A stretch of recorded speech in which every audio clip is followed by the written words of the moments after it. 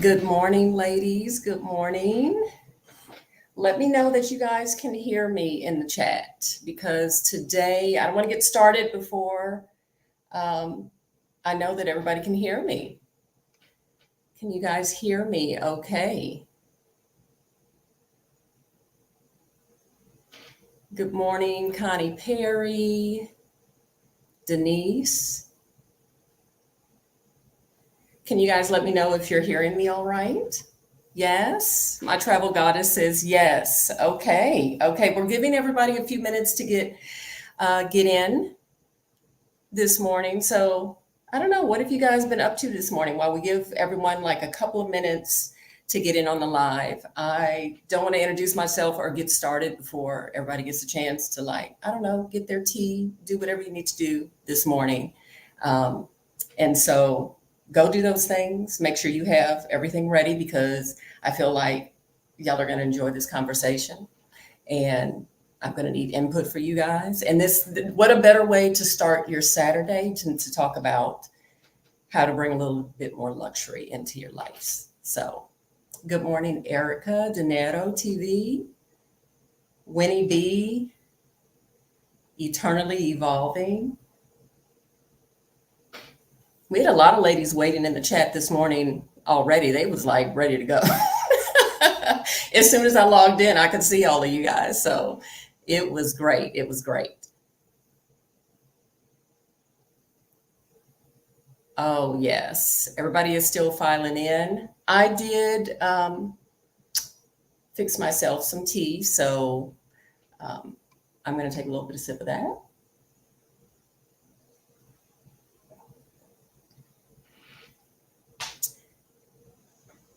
And while we're waiting, if anyone wants to, oh, thank you. That was a reminder from Renee or Rennie. I'm not sure if I'm pronouncing your name correctly, that she said that there's 44 people watching, but only 15 likes. So just a reminder to like the video, but you know, we have time as we get started for you guys to do that.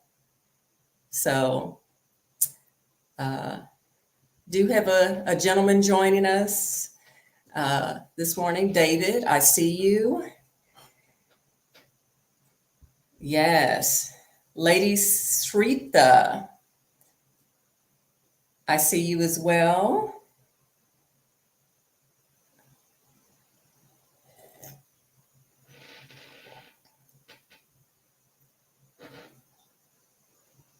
Is there an echo?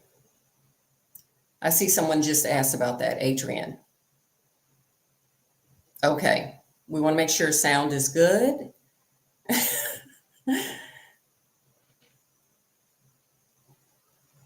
Yes, yes, yes, yes. Everybody is filing in. Hey, good morning, Stephanie. Thank you for checking on me. I promise I'm going to take good care of the ladies, well, and gentlemen this morning. So, but I'm so happy that you jumped in so you can check on me and make sure I'm good.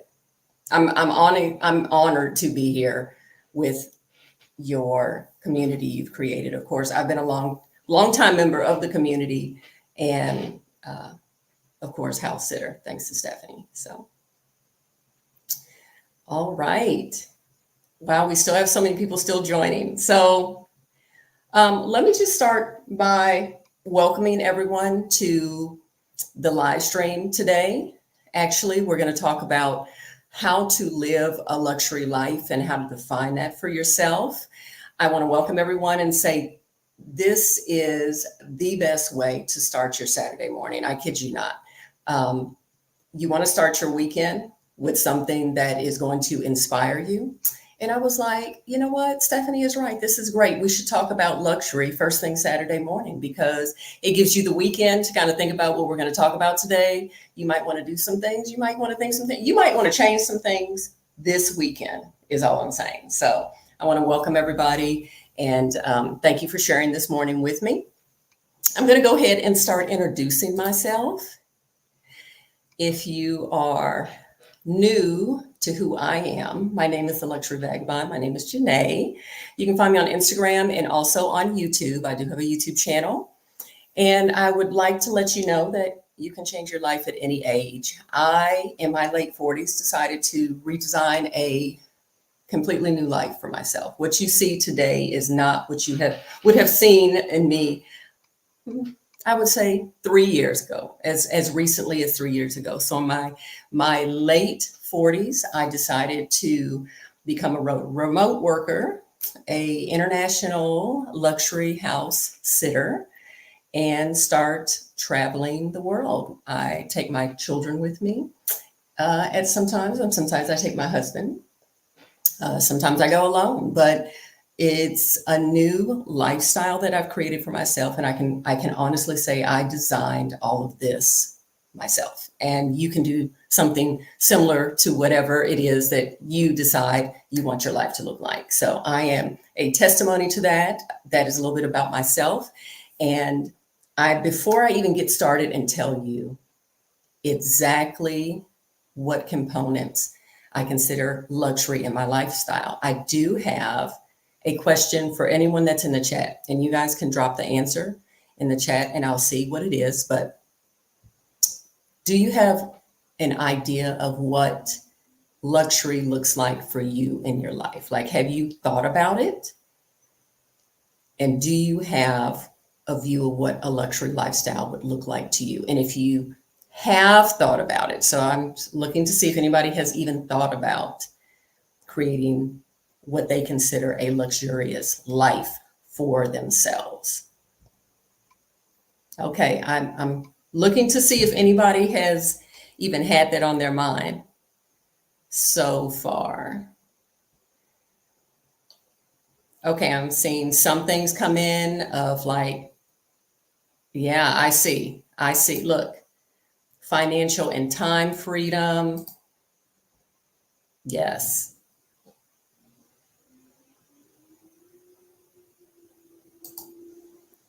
Fresh flowers is non-negotiable. Okay. Now I see it. I see you guys have some. I agree. Time is luxury. Time is luxury. Yes. Let's see what else. Oh, definitely. Travel and adventures continuously. Okay. Less work and time, more time to relax. Yes. Yes. Key component is definitely rest. I don't know how that doesn't even make anyone's list, honestly. Oh, I'm loving all of this because I look at the detail. Own business, waterfront property, vacate. I mean, it's like feeling it. Like I'm there. I am there. Oh my gosh. Okay, this is me, Auntie Lou. And I see you in the chat all the time, and we are on the same page. Yes. Yes, because I'm gonna be too busy doing other stuff. I don't have time to be keeping up the house. And I'd like to actually have somebody cook for me. So I always eat well. We get too busy doing other stuff. We don't have time to do that kind of stuff. Let's see what else we got. Um, Katrina, finding time to be outside in nature. She knows I love nature too. I mean, if anything, COVID taught us that we should take more advantage of being outside as much as possible, as much as possible. Y'all have so many good ideas, so many good ideas. So I will tell you this. Oh, love this one, love this one. Leaving a 9 to 5 and being financially free, having my own business. So I'm going to dive a little bit deeper into what you all are putting in the chat, which is that it looks a little bit different. There may be a few different things that you guys have that are in common, but what defines luxury in your life is a very personal thing.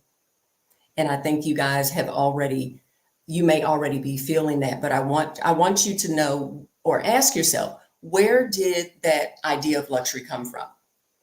Did it come from something external? Did it come from work you've done on yourself? Did it come from honestly, advertising, friends, family. Who decided what a luxury lifestyle looks like for you? If someone externally did, or if you did decide that on your own, how did you get to that point? Was it something that you went through, something you experienced that pushed you in that direction? Was it experiences that you were like, I need more of this. I had like a little taste and I need more of that. And that can be the foundation of a truly luxury lifestyle for me. So let's see. See, I realize I have a traditional view of what luxury is looking at all the replies. I do aspire to freedom of location, but I don't see it as a luxury. So when you're, that's, you know what, I'm going to hang on to this because I want to come back and talk about that comment specifically. So I'm going to tell you a little bit about how I define luxury in my own life. And I want to lead with this. Luxury is something very personal and something that you can define for yourself.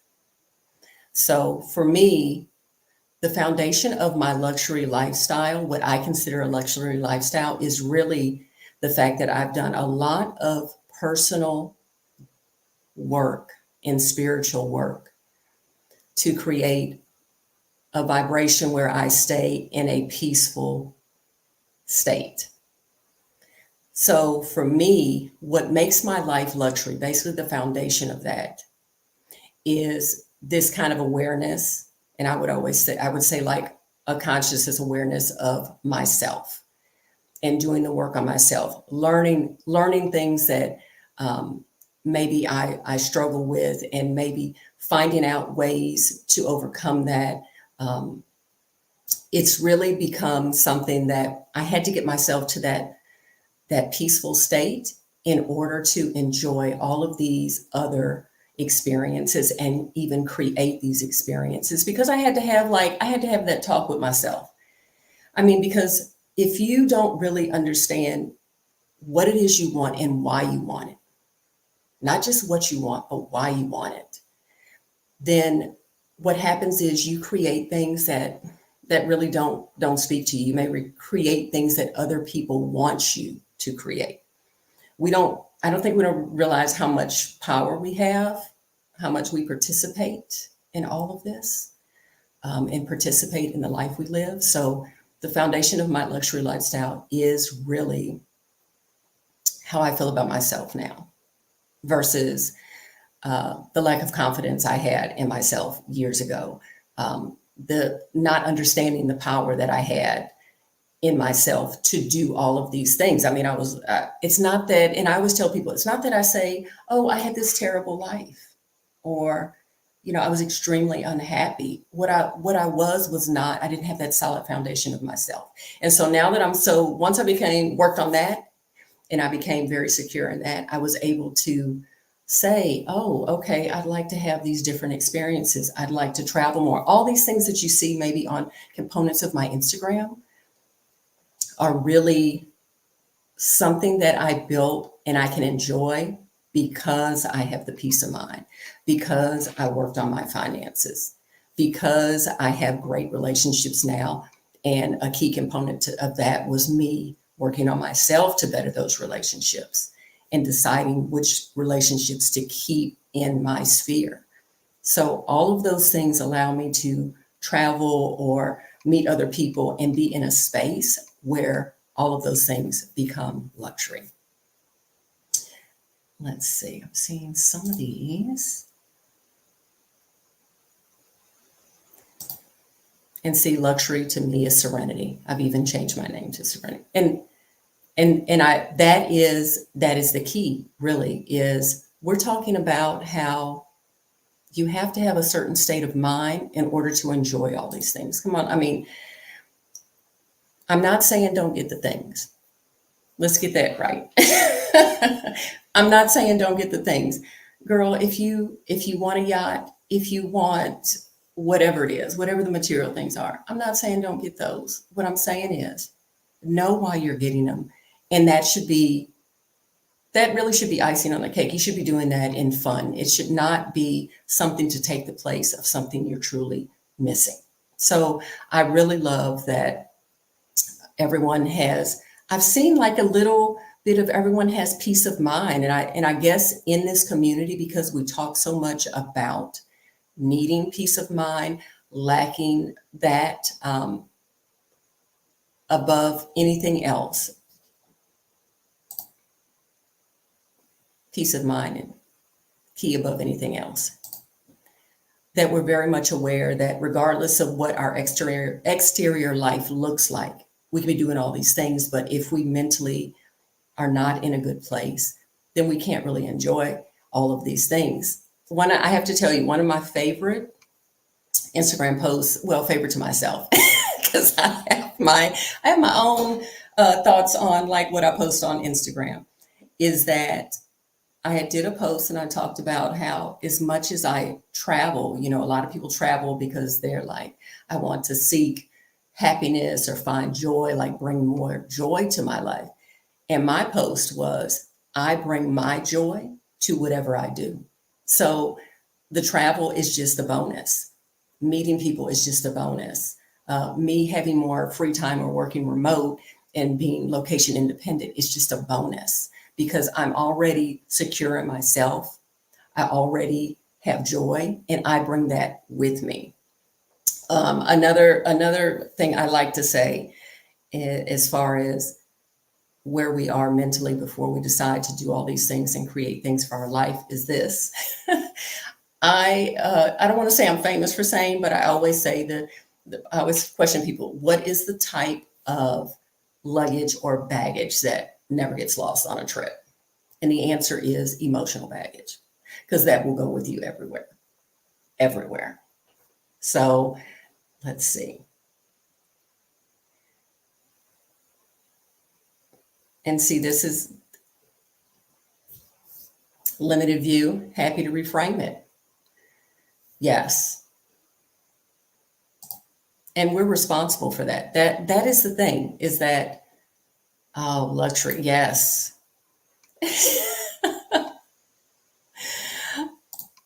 I just can't. So I'm currently somewhat in a sabbatical. This is a side note, and we're going to keep talking about framing luxury. Side note. So I am currently, my contract, I'm a remote worker, and my contract ended. And I went through this phase of, I thought I was going to be still continuing to work for this particular company long term, extend my contract, and they weren't able to do it, that type of thing. So I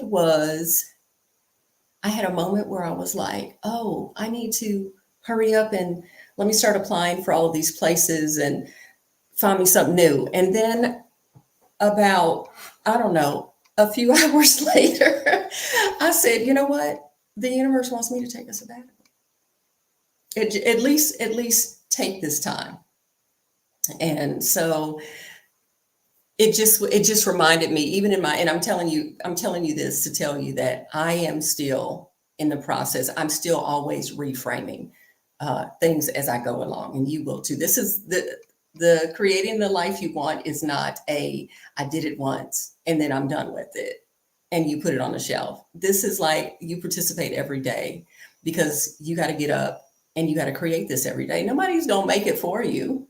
So anyway, I took it as a note from the universe that my contract ended. I did not realize I had not taken real time off. One of the things I've noticed is that when I worked remote, or just working in remote in general, if there's other women in the chat that you guys work remote, tell me if this happens to you, is that because you have location independence, and especially for me, I had like traditional hours. So when I was off, no weekends. They didn't contact me after work hours, things like that. I found myself not taking time off, like just in general, because I could work in Europe. I could work wherever. I could be at the beach at lunch. So I didn't take the time off, but I still needed the time off. And once my contract ended, I realized, I was like, you know what? You are due for a little sabbatical, not quite planned, but maybe somewhat planned by the universe so that you could have time off and that you could rest and rejuvenate and decide what's going to be next. That was the other thing, is like I was toggling between what do I want to be next, defining that, and what's going to be next, what doors are going to open that I need to seriously consider, and maybe it's a different path. Been there with the remote. Yes, yes. That's what I'm talking about. You know, when you're and it's not like I'm not enjoying it, because I enjoyed what I did. I enjoyed the company I was working for, and I was doing it all over the world. So it's kind of like, I mean, I'm still working, but you know, I still need to take time away from this computer is what I realized, is what I realized. And but I don't want to, let me go back. I have a couple of, I'm really behind in the chat. Yes. Kathy, yes. What did Kathy say? Get rid of the baggage before you pack them. Yep. That is true. And you have to be very careful of who you're bringing with you on that journey. That's a whole nother discussion. I don't know if we're going to get into that today, but yes, just checking to see what you guys. Yes. Helen, so true. So true. I'm going to tell you guys this, that when you start to decide what components I want in my life as a luxury lifestyle for me, what do I need to be? All of this is in order for you to explore you, and for you to be able to, whatever that gift is, give that to the world. So I take it as, I wake up every morning and I do have a morning routine. This is a side note. If y'all don't want to hear about morning routines, well, you know what? I'm gonna tell y'all anyway. I have a morning routine. I have a morning routine because this is also part of my luxury lifestyle. I'm being honest. All of these things I think are necessary for me. So having the time to do a morning routine, which includes a time frame of framing compassion for the day, forgiveness, and then gratitude. And in that gratitude practice, I actually start the practice by saying, I am grateful for being given another day to create the reality that I want to see in my life. And I'm grateful for being given another chance to be more of the consciousness I want to see in the world. It's a reminder that I am very, very much a participant in my life, and honestly, in the experience of other people around me. I think a lot of times we don't realize morning routine is self-care. That is luxury. Yes. Yes. And we're calling it luxury. Honestly, I feel like it's self-care, but it's also what I would consider like healthcare. It is necessity, kind of like sleep, those types of things. You don't want to run out into the world with things left over from last night or not centering yourself. So this is something that it took me, and I'm telling you guys, I did not have any of this, what I'm sharing with you a few years ago. None of it. Did I even have this hairstyle? Oh, girl, I don't even think I had this hairstyle. I think the changing the hair was like a component of let's explore ourselves. Let's start to let go of other people's expectations and stuff like that. So we're going to go. So anyway, that I decided I couldn't do the dyeing the hair thing. I dyed my hair forever in a day because my family gets salt and pepper or white hair or gray hair extremely early on my mother's side. And so I have an uncle who has he was completely just all white at 32. And so I was like, oh my gosh, I'm just every 3 weeks, 4 weeks, because my hair was just growing. And I was just like, oh, I can't keep doing this. I'm just so tired. and it's one of those where it was taking away from my quality of life. And so I was like, it's not going to happen. It's this is literally not going to happen. I can't do it anymore. Let's see. Right. Okay. Are you talking about the dyeing the hair thing? And like you can't do that anymore, or something else, or something else. And I need to know if other people, we just decided that there's other things to prioritize other than dyeing hair. That's all I'm saying. That's all I'm saying. So anyway, honestly, I'm gonna tell you the story. When I decided that I was no longer gonna dye my hair, and I was like, it's over. It's over. At that time, my husband was working, actually working in another state, and he'd come back and forth. So he at the time was working in Virginia, DC area, and he lived up there and was working up there, supporting people up there for his work. And then he would come back to Texas where we live. So um, the poor man came to pick me up. I went to pick him up at the airport, and this is what my hair looked like. And I went, I went from like, I literally had, last time you saw me, I had dark hair, this, that, and the other. I mean, I did have, at that time, I did have braids, but I have just been dyeing it and dyeing it. And then I picked him up at the airport, and he just looked at me, and he was like, it was funny. He said, "Did you dye your hair?" And I was like, "No, this is what my hair really looks like." So that tells you, I had been dyeing it so long. He had no idea at all. Oh yes, all the women that we have stopped dyeing our hair, look at how much time we got back. Look at how, don't nobody have that much time to spend on that. It does. We do not have time to spend on that. We got more important things to do. So, okay, going back to the morning routine. I don't want to get off. And y'all are dropping so much in here that I really, really want to talk about. But oh my gosh, let me see. Okay, I'm behind.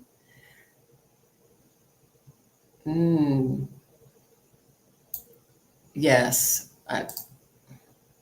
Stephanie did make this possible. She made this possible. The whole reason I'm a house sitter is because of Stephanie. Now I had started the changing my life and defining what I wanted that to be before I became a house sitter. Probably, I think it was like 2019. I think it was early 2019. And but part of it, I wanted, once I started defining what I wanted my life to be like, then I was like, oh, I definitely want to continue to travel, and I want more of it. So Stephanie dropped this gem, reclaiming your time. But you know what? That's why I said the whole housekeeper and someone to cook for me is part of my retirement plan. That is about reclaiming my time. All the years I spent doing that for the family and the kids. And yeah, when I'm retired, I'm retired. My mom laughs because I tell her I'm retired from cooking now. I like literally try not to cook because I don't enjoy it.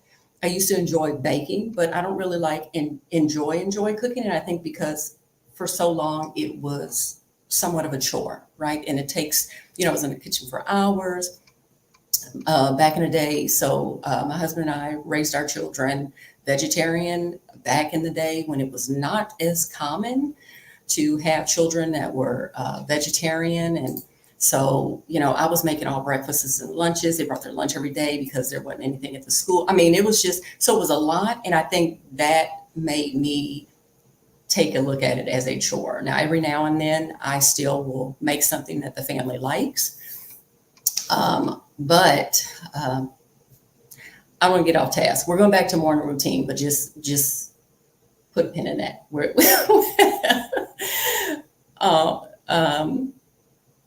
Let's see. Okay, let's go back to morning routine. So I'm gonna tell you about mine. This is part of my luxury life. Did not have a morning routine before. Actually, I tried a few, I guess, suggestions. So for a little while, a good friend of mine was doing like so I have a manifestation partner who I started this work with back in 2019. And I call her that, but she's also become like my spiritual sister. We call each other sister. We're not biological sisters. We started this journey together. And so it was wonderful because at that point in time, we were working at the same company. We're both unhappy in the space that we had allowed ourselves to exist in.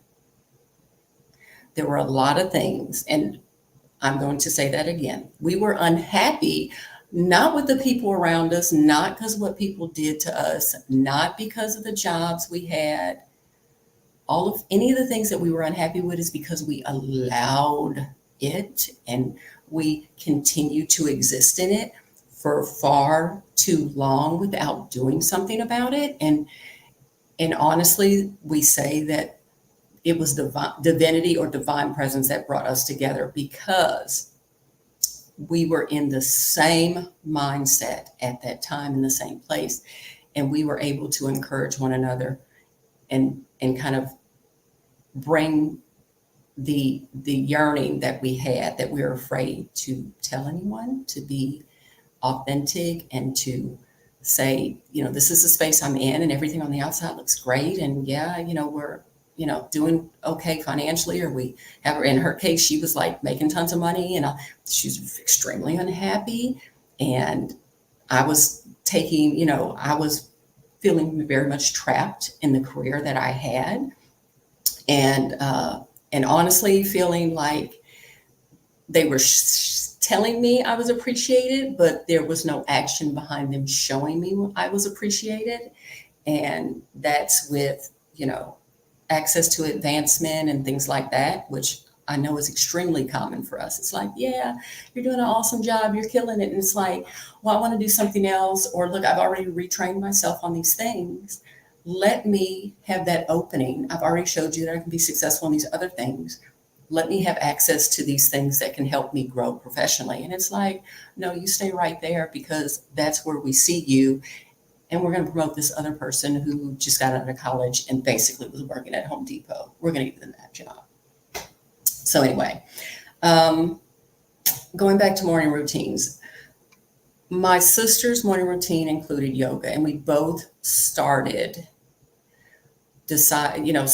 with, okay, we need some component of exercise. We started doing she's on YouTube, not my sister, but we were doing the yoga with Adrienne. And, she usually has like a 30-day thing or whatever. And there's tons of yoga. And we both enjoyed yoga. We previously were doing it. And we said, we're going to put that as our part of our morning routine. But we did that for a while. And she stuck with it like all these years later. For me, I noticed that it wasn't giving me what I needed. Like it was giving me the stretch, but I guess I didn't want that first thing in the morning. I needed like the centering. And then now I've incorporated exercise, but it's not an everyday thing. So let's see. I like this. I just want to show some of these other morning routines as I get into mine. Look, sun salutation, stretching, right? Walking, listening to affirmations on my way to work. Yes. She said people will notice. Okay, I'm gonna tell you this. People definitely will notice. I feel like people notice as well, but more importantly, I notice. Like I notice the difference in myself. If I don't like these things that you're doing, I literally at the end of my gratitude practice, 1 hour wealth. Okay, I haven't heard of that. Money Coach Malik, 1 hour wealth. Nice. Yes. Okay.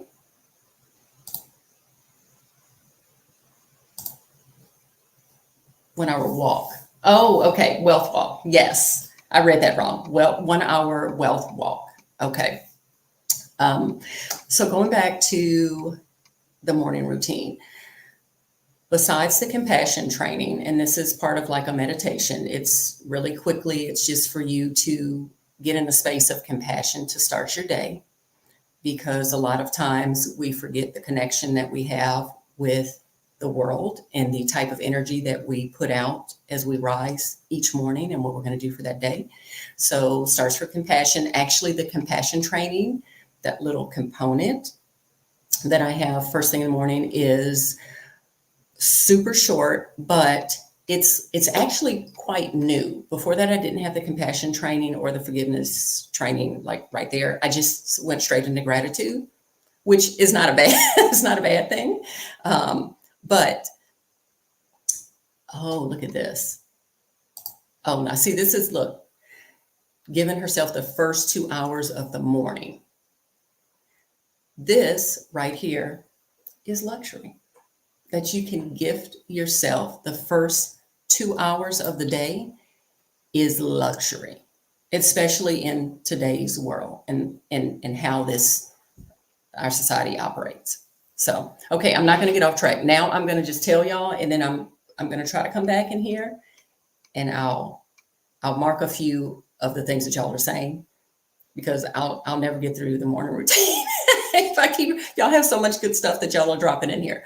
Okay. So compassion training, a couple of minutes of letting myself, I guess, reminding myself of my impact that my vibration has on the world, and how to see other people, and to know that when I interact with people today, that I want to bring my compassion to that. I want to recognize that other people are going through things as well.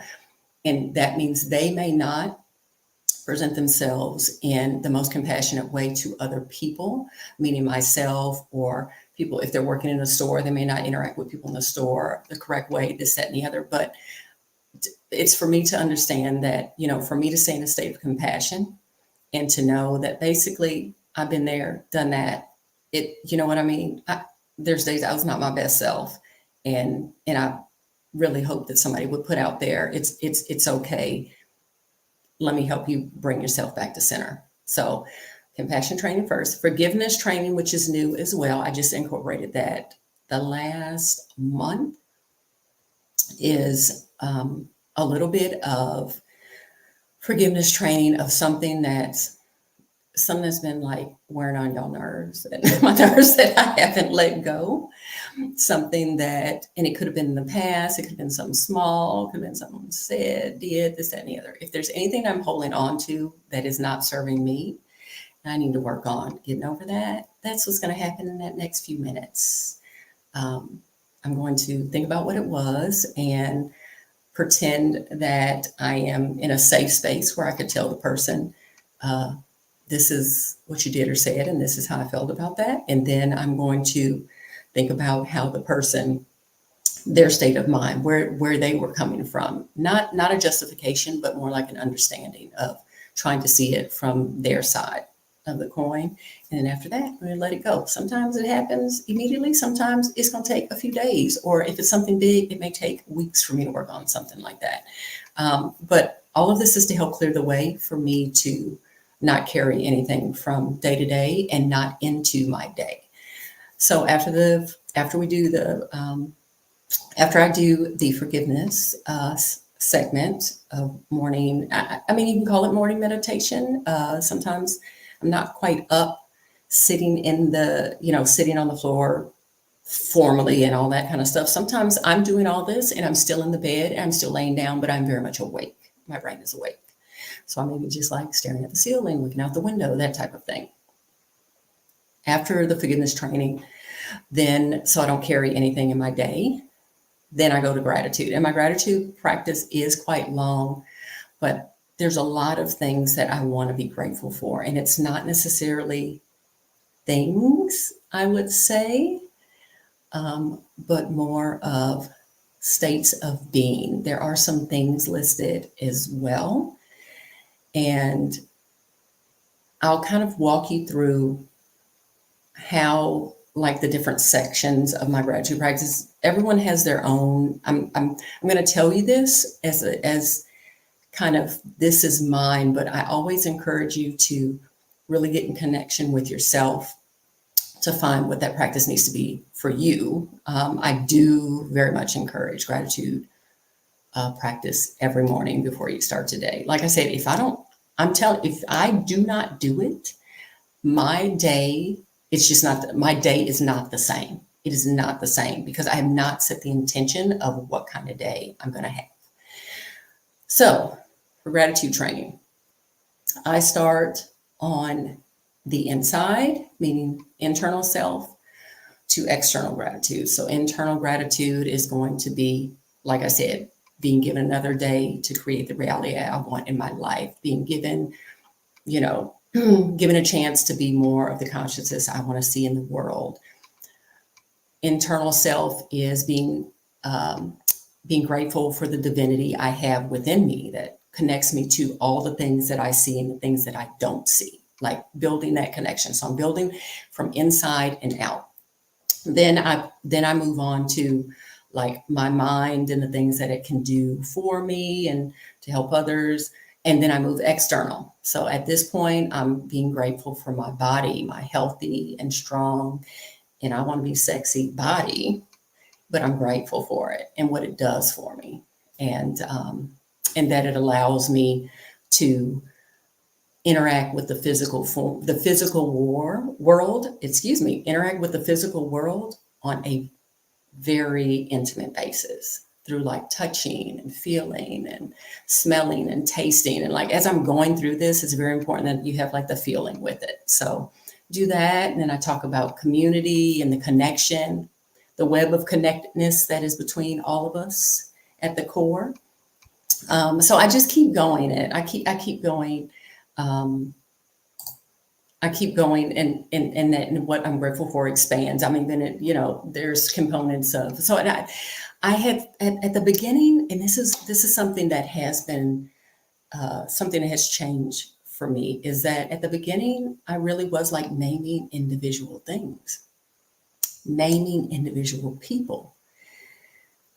But at the same time, eventually I was like, well, no, I need to address overall states of being, and not just saying I'm grateful for this person, because even though I am grateful for them, I'm grateful for all of these people I can name. I'm honestly grateful for all the people I can't name. I even have in there, in my gratitude practice, that I am grateful for what I consider unseen angels in my life that have had a positive and beautiful impact on my life, but I'll never see their face and I'll never know their name. And it's like, if I'm giving gratitude, I need to be giving gratitude to everyone. It's not just because you're my mom, and yes, you're my mother, you get special, you don't get special gratitude, if that makes sense. I need gratitude is unboundless gifts to everyone.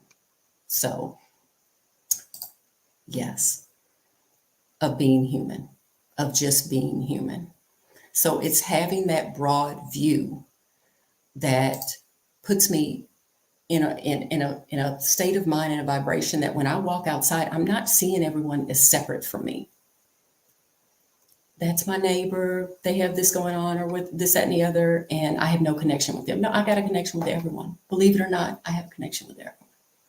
So, and it's not who I am, it's just that's how we exist. That's why, honestly, this is why this community is so beautiful and strong, is because we have that underlying connection.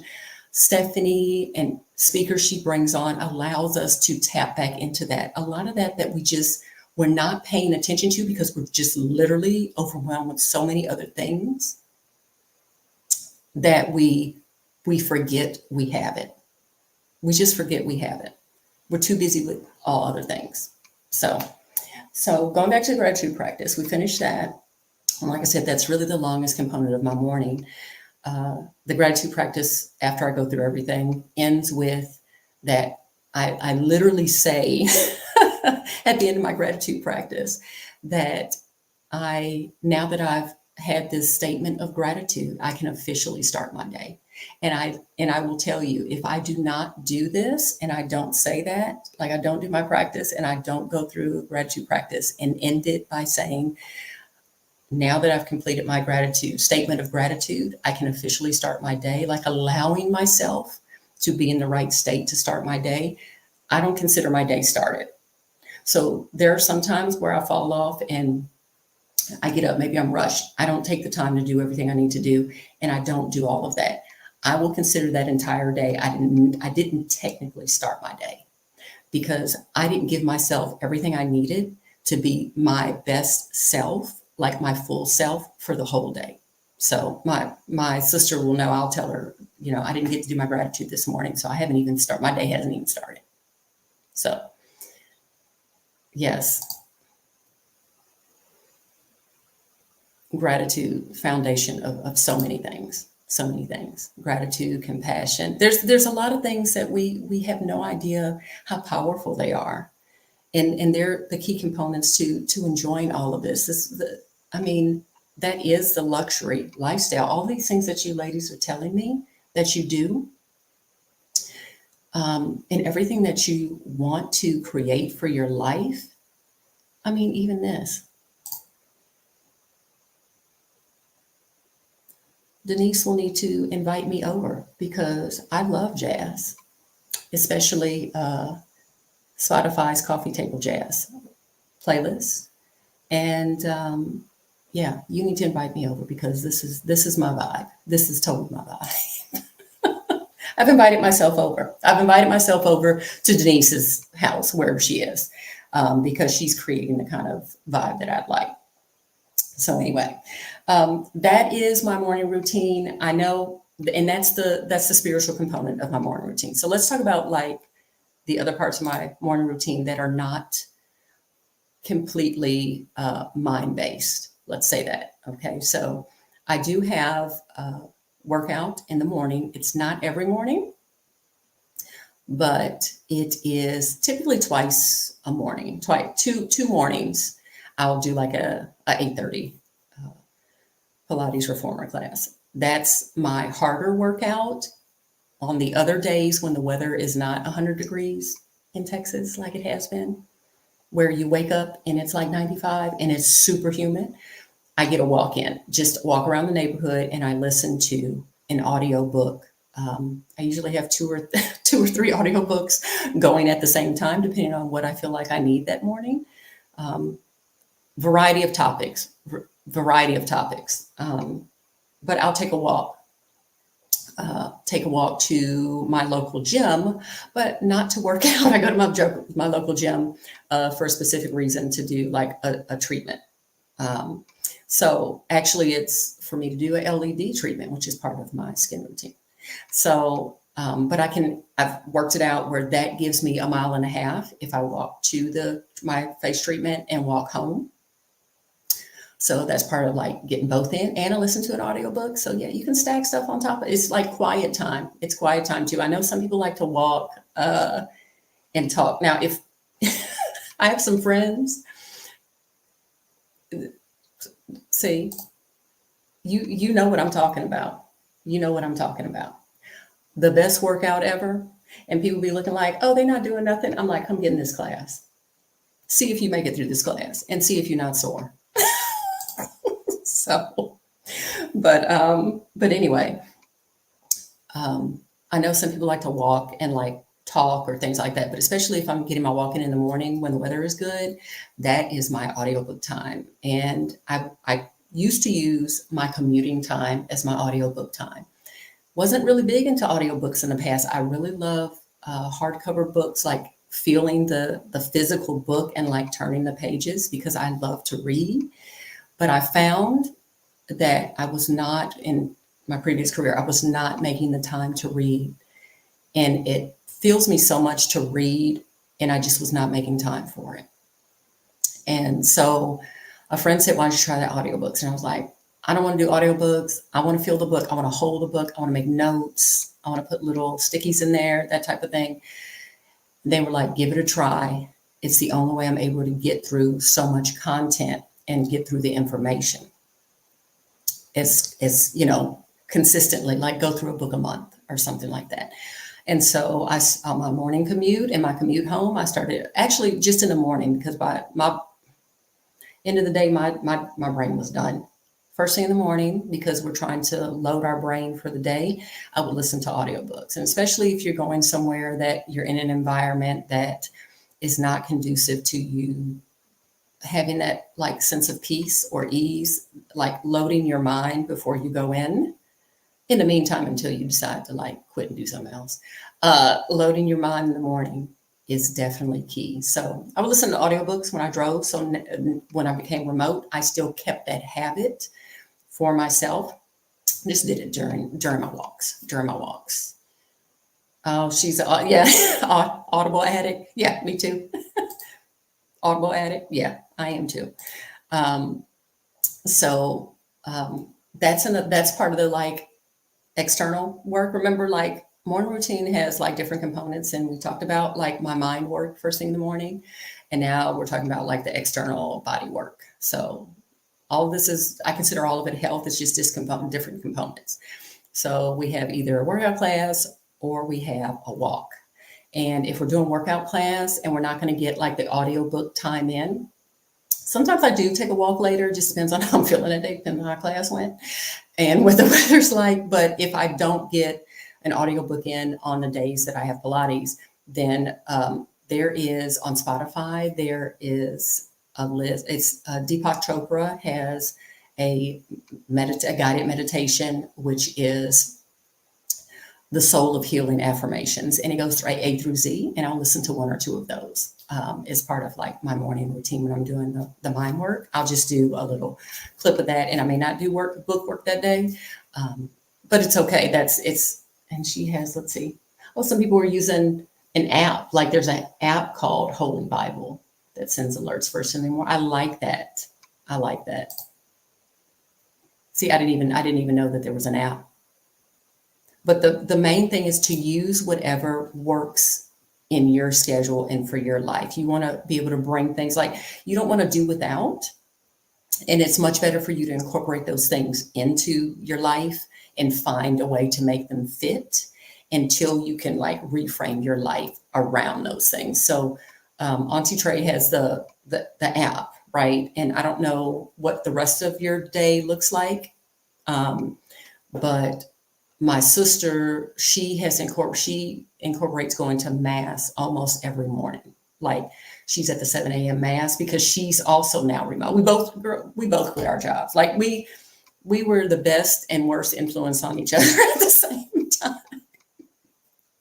But she has incorporated what her version of faith is now she has the luxury to go to mass every morning, Monday through Friday, and then Sunday, Monday through Friday, and then Sunday. So anyway, before she even starts her work day, she's worked it out. She's found 3 different churches within different, like 10 minutes in different ways from her house. And so before she starts her day, she can depending on which way she needs to go for the day, she can go to either one and actually be present in mass because she likes to be physically present. So anyway, I digress. Let's go back to working out and the physical things that we do. So that's the workout portion of my morning routine. And then now comes the face routine. So I've had people ask me about my skincare routine. And in the morning, that routine is very small because most of it is done at night. So in the morning, all I have to do is, I've done all my treatments and everything at night. So in the morning, all I'm doing is washing my face, not washing it, putting water on my face, and then serum, moisturizer, done. And sometimes a oil. And that's it, because I've done all my cleansing, like real cleansing, scrubs, all of that. That's part of my night routine, not the morning. And I don't know if I can fit it in all in the morning. It's night routine before I go to bed. So morning, not much to do for the face. And then this is like face because I'm going to be on camera, but I don't wear this face every day. If you go to my YouTube channel, don't forget to go to my YouTube channel. It's called The Luxury Vagabond. You can see more things that I've put up there about house sitting and various topics. And tomorrow there will be a new video on the friends that you need to have in your circle of influence in order to make extreme or large life changes. So plug for my YouTube channel. But if you go to my YouTube channel, you'll see sometimes I look like this. Sometimes you will see that I have nothing on my face, literally nothing on my face. It just depends on how I'm feeling on a day. It's rare that I do, like if I'm going out, I will do, this is a full face for me. But I can honestly say I've worked on my skin long enough that I feel I don't need all this. Like this was just for y'all. You're welcome. I took the time to like put on a full face. I don't usually do that. But let's see. Believe it or not, I used to, when I was younger, I had cystic acne bad enough that they wanted me to go on Accutane. So, and I did not. And then when I turned 40, when I thought I was past all of the skin issues, that I decided, I was like, oh, I'm over it. I'm over my skin issues. And it was like, no, now you're 40 and we're going to have problems. We're going to start breaking out and everything again. And I was like, great. Okay, we're going to move a little closer so I can see what y'all are talking about. And it is really, let's see. Oh, one of my friends is reminding me to talk about my life hack starter guide. So as much as I do love talking with women and just putting out videos so that it's really to spark your interest in doing all of these things for yourself. And I can coach you one-on-one as well. If you need someone to strategize how to specifically do that. Like, I'm trying to figure out what it is that I truly want and how do I fit those things into daily routine? How do I switch careers, those types of things. I do coaching for that, one-on-one coaching. But if you're like, I just need a little something, I need something to get me started down the path and see how I feel about this whole process, I do have a life hack starter guide, which is completely free. It is just a downloadable PDF. And you can pick that up from on my channel. It's usually tagged under any of my videos. And I'm not going to tell you what's all in there. There's a lot in there that is very important, that I found very important to me when I was first starting to design a brand new, like a completely new life. So let's see. There's also, so we've done all morning routine, and I was trying to look and see if there are more morning routines. No more. Oh, see, look at this. Remind me where you live again. Are you somewhere that we can get together? Because, and y'all know I'm good. If y'all know I'm good for getting together with people. If I find that you are in a city that I am traveling and I haven't met you yet, I'm the first one to be in your DMs telling you, I'm in your city. Do you want to go get coffee? Do you want to? Yes. Yes. So, Atlanta. I haven't been to Atlanta in a long time, but I'm going to have to remember that. I'm going to have to remember that. I haven't been that way in a long time. Y'all know me. The ones of y'all, anyone in this chat that knows me or has followed me enough knows that I try not to stay here. What I mean is here, like in the States, too long. And we got some Memphis. Oh, my husband was born in Memphis. Yes, my husband was born in Memphis. We haven't been back there in like forever. But then he moved to Chicago, and I was living in Chicago at the time. So yeah. So this, Christine, it's work. Like, it took me a time to get to this place. But girl, you can do it. You can do it. And no taking Accutane and all of that. I did it all the natural way. Seriously. Oh, we got a North Dallas. Look at this. See, this is why I needed to, see, some of y'all been hiding. I should have did this before I went on my last sit because you're the second person that I found out was in Dallas. And I just finished a house sit in Dallas. Baltimore. Oh my gosh. Yeah, let me hide that. Okay.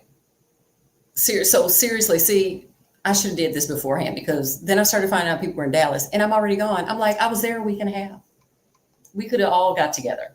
We could have all got together. Let me see. Okay.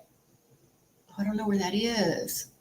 I know. I see. Oh, Astrid, you're in Houston, and Winnie, are y'all both part of the Exodus Summit Houston group?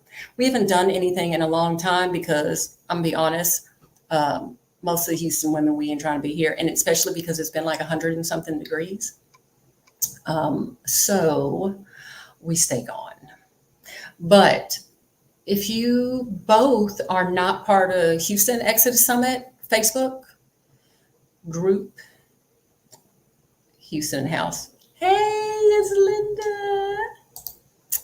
This beautiful woman is part of the meetup. But see, we haven't gotten together in forever. Oh, and side note, she's reminded me that now I'm home. And if you're home, Linda, we have to do lunch or something. Because otherwise we won't get together again for like, next thing I know, you'll be in Africa and then I won't see you. So anyway, okay, so I'm going to open it up for, oh, yes, okay. That's a good reason, Winnie. That's a good reason that you missed the, congratulations.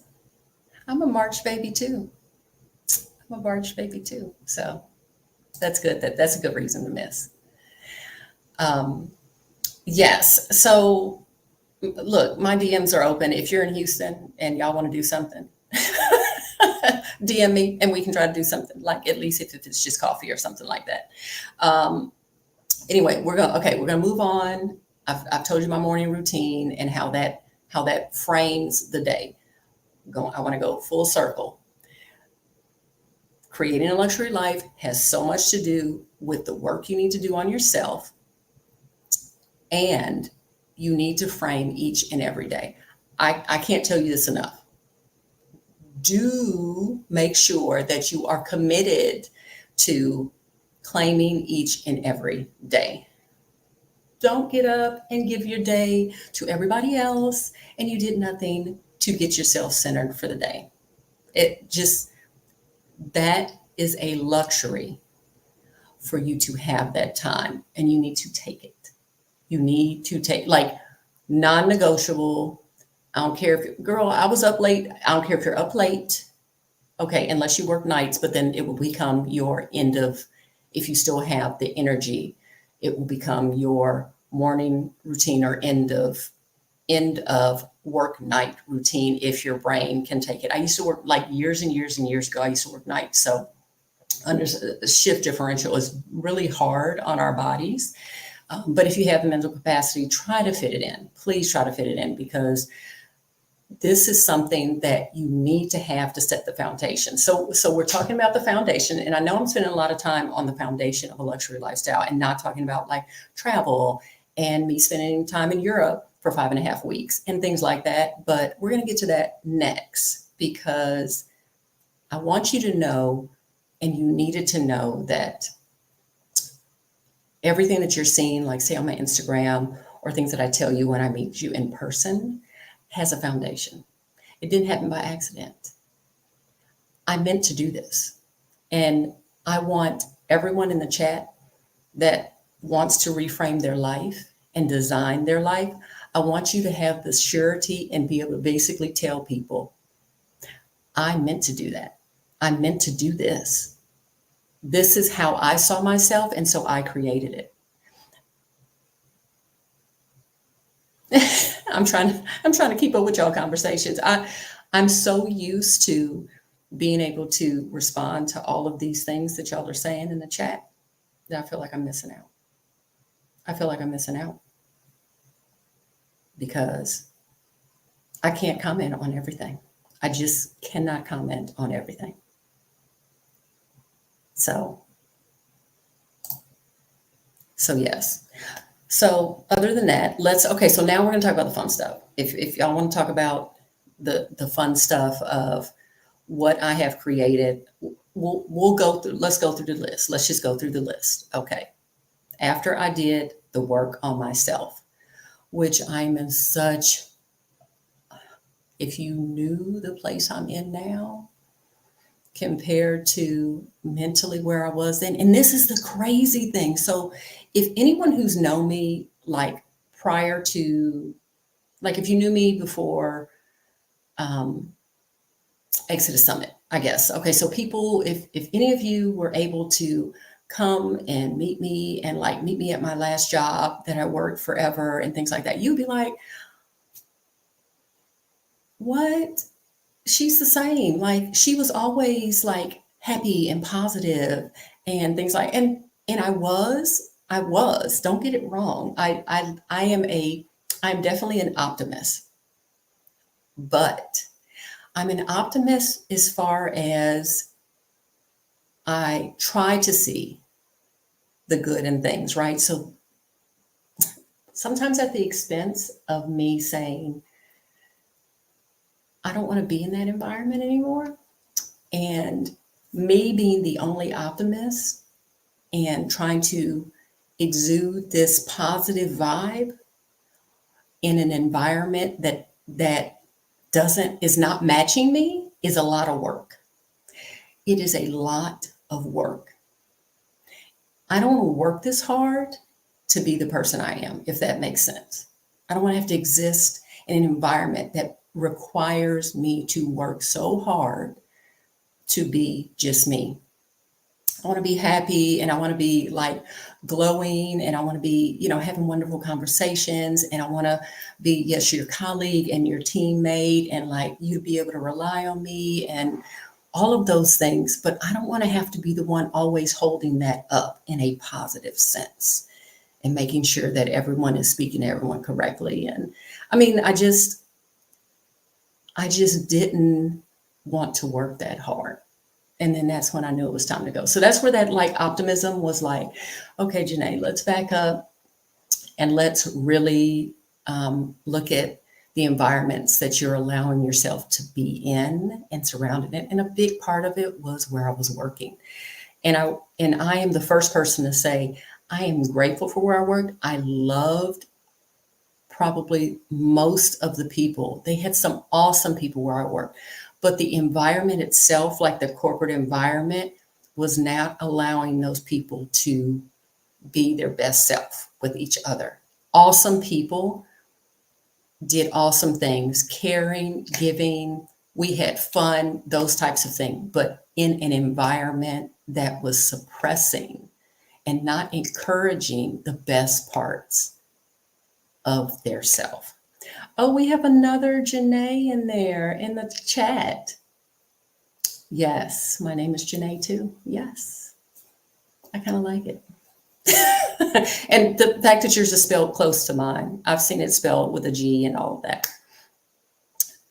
So let's do this. I want to go back to the story of how I got to where I am and some of the things that I've created for my life. So once I came to the realization that I didn't want to work as hard as I was and that there were parts of me that I had been neglecting that I really needed to explore. I started doing a lot of reading. So it started with a lot of books, anything from like The Power of Now to books on productivity to try to pare down what my daily life is like and what is necessary, what I deem necessary to have in my life. So it was kind of a combination of clearing me inside, a little minimalism and productivity on the outside, starting to match those things, to have a lot less things to manage. Because one of the things I noticed is that I wanted part of that life of ease we talk about is having less to manage in my life. I noticed that I don't want to have like more responsibilities. I would like to have less. I'm perfectly fine owning less and just owning things that I love. And I don't need a whole lot of things to create the overall life that I want. So besides me deciding to quit my job and go remote, which was a really, I considered a big turning point in like it was a big move. It was a big move to make and a courageous move to make because I was at a company where I could literally retire from. There were people there who still had 45 years of service. So it's a company that people literally spent their lifetime at 45 years. Other than maybe government, and this is not government, this is energy. It's an energy company that people have literally spent their entire life at. And I could have stayed basically until I died. Like there were people that had 45 years and they weren't retired when I left. They were still working and weren't trying to go anywhere. So I left what was seen as like a stable and sure thing from the outside, seems stable and sure, and decided to switch industries and go fully remote as a contract worker. And like I had tenure at this other company and everything. And it was a very, very bold move to make. And I'm so grateful to have the support and like my sister for us to go through it together. She resigned 6 months before I resigned. And we both went into what is considered less, I don't want to say less stable. I'll just say it requires more of our participation to make it work so that we can get out of it what we want out of it. So she went into real estate. She went into international real estate, which is perfect because I'm like, that's why we're friends. And like I said, and so she works for herself, and then now I'm remote. But I always give myself credit for taking that large, considerable, people see it as a risk. So back then when I was considering the move, and even after I was doing it, people were like, I can't believe, I mean, you're taking a huge risk, right? You have a job that you literally could retire from, and you're getting close to early retirement age. Because I intend to retire at 55, if not sooner. Y'all heard it here. And if y'all see me talking about I'm still working contracts and I'm not financially independent and I'm only working because I don't know, I'm doing something I love, then y'all just come find me. Come find me and tell me, Janae, you told us when you were 50, I'm 50 this year, that at 55, you were out of corporate America. Well, at least I want to be financially independent by that time or sooner. So I was at a company where I could have stayed, early retirement, or worked until forever. But I'll tell you this, people saw me leaving as a risk. I saw it as I was risking everything that I have now. Because when I tell you the year that I've been remote has been unbelievably wonderful, as far as it has been everything. I am not gonna lie. I felt like when it was time to leave that other job, I felt like what I was risking was not the 13 years that I had worked there. What I was risking is everything moving forward. Like this whole life I had this last year, that's what I was risking, like whatever was on the other side. And I guess for me, I framed it that way because I had done so much work by that time on understanding what I really wanted in my life, that I didn't see leaving as a risk, because I was so determined to find out what was on the other side and to live whatever that looked like, that I was like, well, we're going to just have to, we're going to figure it out, because I know this is not it. So, in that whole surety of not worrying about a job, was also the surety of that this that I'm living right now will never be it. It will never be it. And I'd rather go ahead and leave and create what I know can be it than to stay where I know it will never be it. This is not going to ever be what I want. They're not going to change. They're not. I mean, I've been there 13 years. I can't expect that whole situation to change so that to become what I needed. So I needed to remove myself from that space.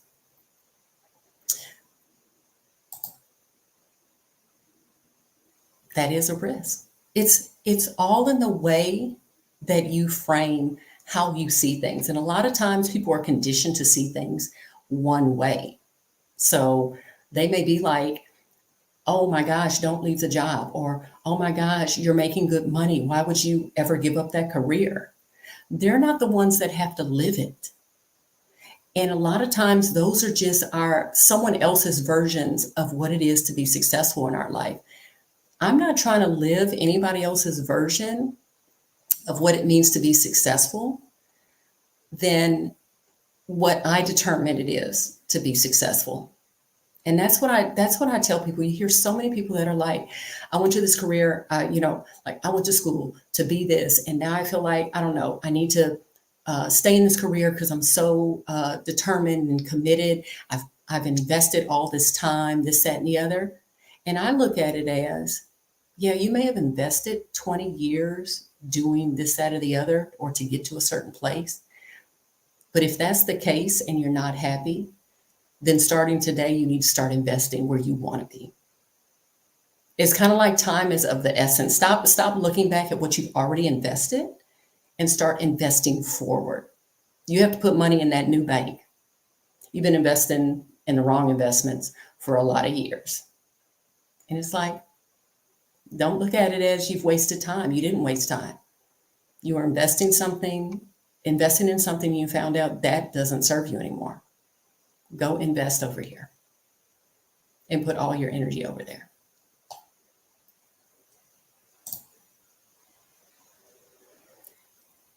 So by going remote, I knew that was like a large component of what I needed because location independence would allow me to travel more and allow my husband to travel more. Prior to that, because I had tenure, I had a good amount of vacation. I had 4.5 weeks. Did I have 4.5 weeks? Maybe 5. No, 4.5.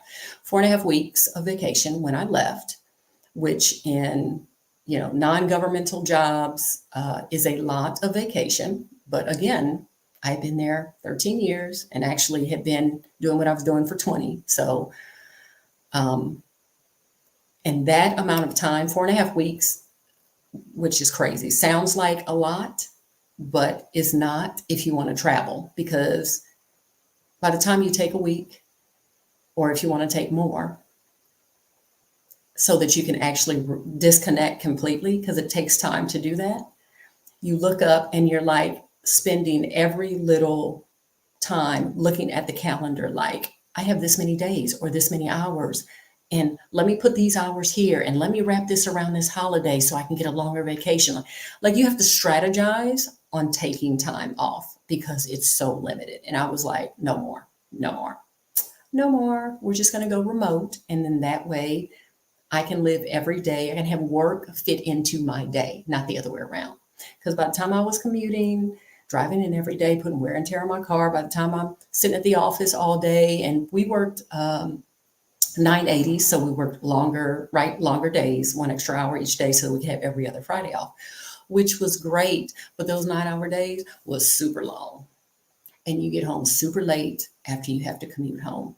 And it made it very hard for me to like work out and things like that because I was exhausted. And I was tired of living every day exhausted. and using all my energy during the day, and then coming home and nothing is left for like my husband and the children. And even when the children were younger, it was more like, hey, you know, they don't care if you're tired. They have orchestra, they have games, they have all of those things. So it just was like an unsustainable type way of living. And I know people do it for their whole lifetime. And I said, we're not doing this our whole lifetime. I'm not doing this. I can't. There's too many options available for you to be doing and being in this same place. And I would tell you all the same thing. I mean, being in this environment that Stephanie's created in like an Exodus Summit, there are so many people that are showing you there's more than one way. You just have to keep looking, keep defining it, find what works for you. Take a little bit of this, take a little bit of that, put it all together. However you, or come up with something new, be like, oh, I kind of like that, but I'm gonna tweak it a little bit and I'm gonna make it my own. Yes, yes. And then tell somebody else how to do it. And so that's why I am here today to tell you how to do things, what I have done. And after I tell you everything that I've done, then I want you guys to ask questions. We'll do Q&A at the end if y'all want to do that. So anyway, I became a remote worker at the age of fully remote worker at the age of 49. 49. Yes, ma'am. So just because you see 20 and 30-year-olds, bopping around the globe and working as a full remote worker doesn't mean at 49 or 50, I don't care what age you are, that you can't do it too. Make that work. Make it work. And let's see. Also part of that was the traveling more. So I said, I want to travel more. And now I have location independence. But before that, I was traveling more because of COVID. We went remote.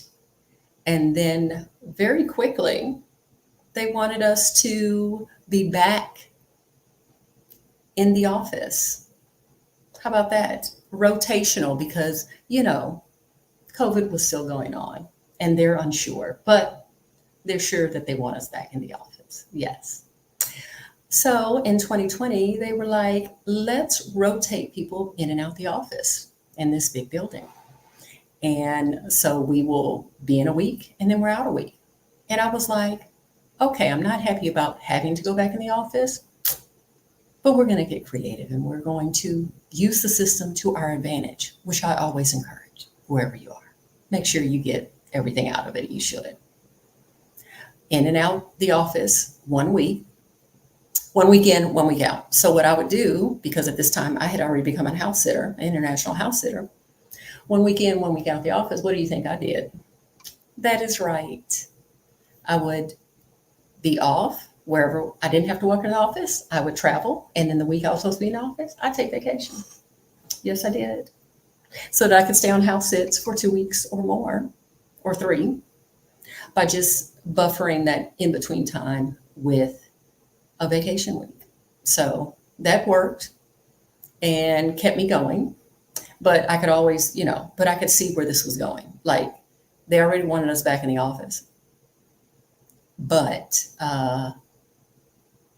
they hadn't said full-time yet, but I knew where it was going because the mindset is that, they had a mindset of control. Like even though the company was performing amazing with everyone going home during COVID and IT worked it out and sent out equipment and all this, like they got it done and the company was making a ton of money.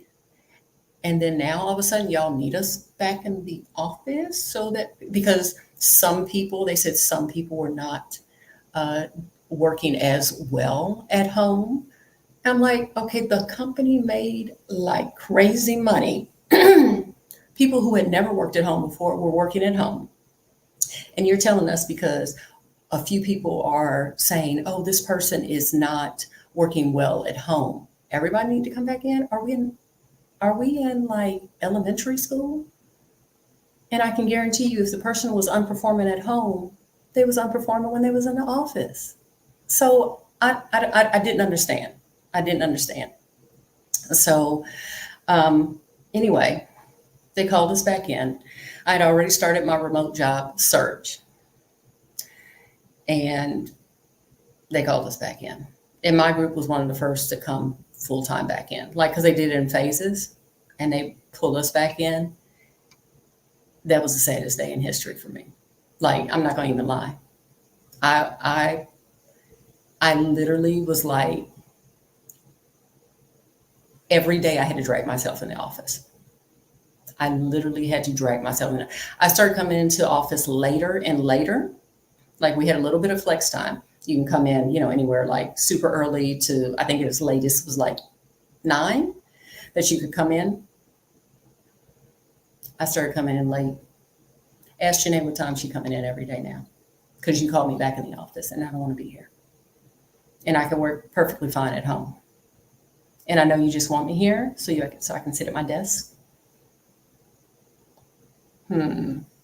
Ask me what time I'm getting into work every day. So, yes.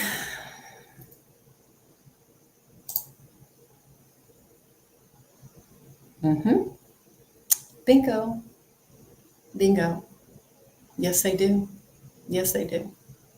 And how they gonna do that if you're not like right up underneath them? If they can't come and pop in your office, how are they going to bully other people in meetings virtually? Not as effective as if you're in person, right?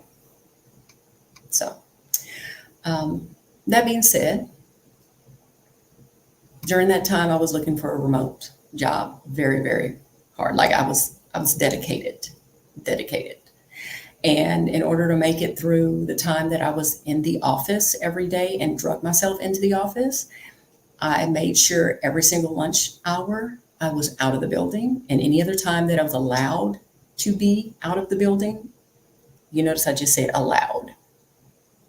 Meaning, if I'm taking a 15-minute break and I'm allowed to take a 15-minute break, I'm going to sit outside and I'm going to listen to 15 minutes of my audiobook telling me that I need to be somewhere else.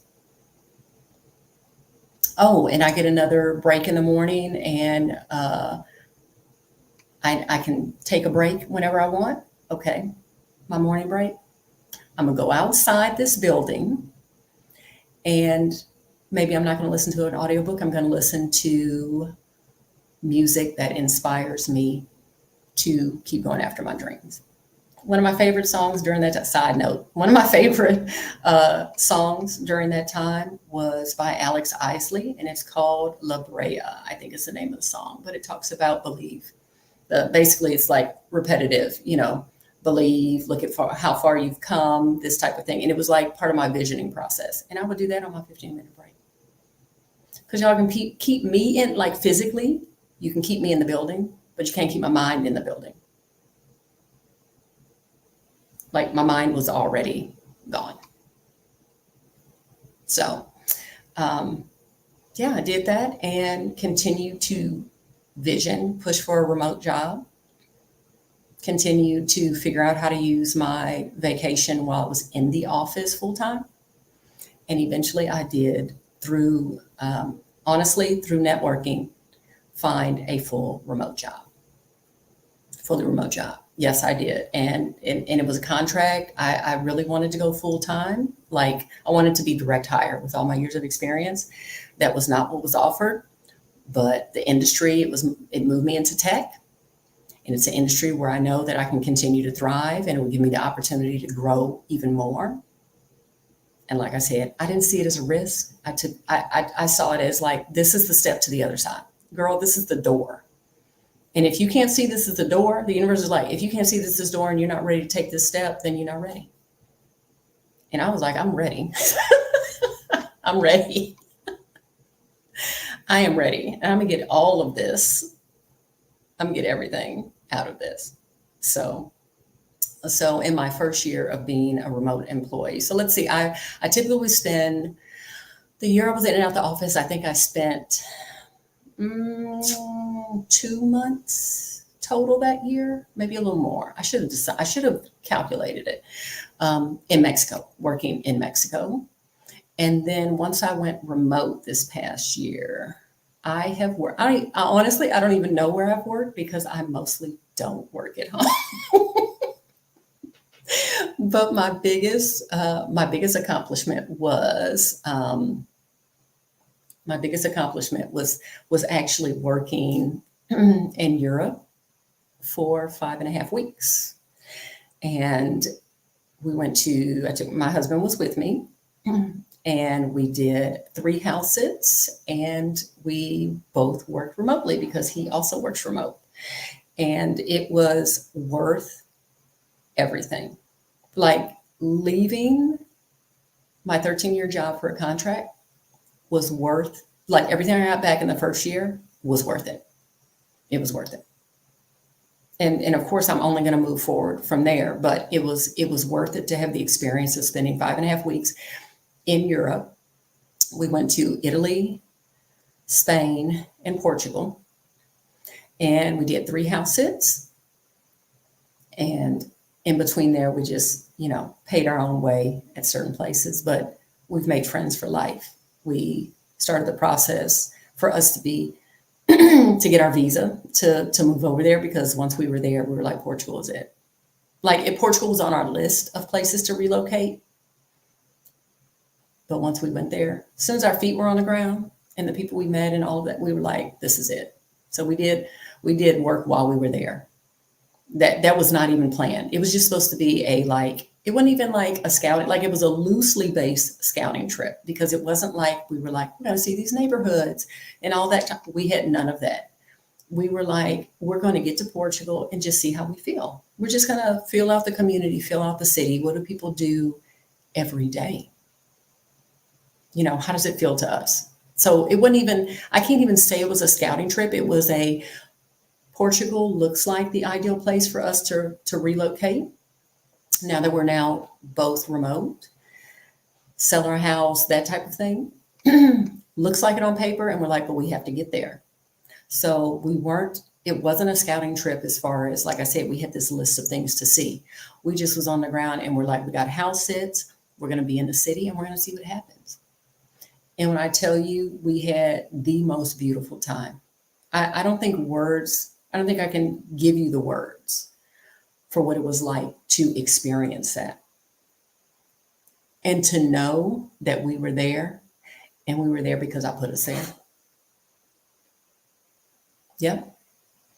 We were there and had the experience because I put us there. It wasn't by accident. It wasn't by accident. And it was like a wow moment. And what's crazy is I had the plan to go. I had all these things I wanted to do. And anytime I tell my mom something, she's like, I know you're going to go. Because it was questionable. It was questionable if we were going to go to Europe in the first year. And definitely didn't know we were going to stay in 5.5 weeks. So this is how the negotiations went. When I was talking to my husband about going to Europe and doing house sits in Europe, he wanted to go to Europe too. And he was like, well, how long do you think, how long are you thinking we can be in Europe? Because I'm talking house sits and like, I'm going to line them up and all that kind of stuff. Right. He's like, well, how long, I said, I'm thinking 2 months. Like me right out the gate, I'm thinking, oh yeah, I'm thinking 2 months. Because I'm kind of one of those people, what I've learned about myself in this self-exploration process is you can do anything at any level. And Janae seems to be the type that if I see a YouTube video, I'm going to take it and then I'm going to be like, okay, well, times 10, and that's going to be my first out the gate.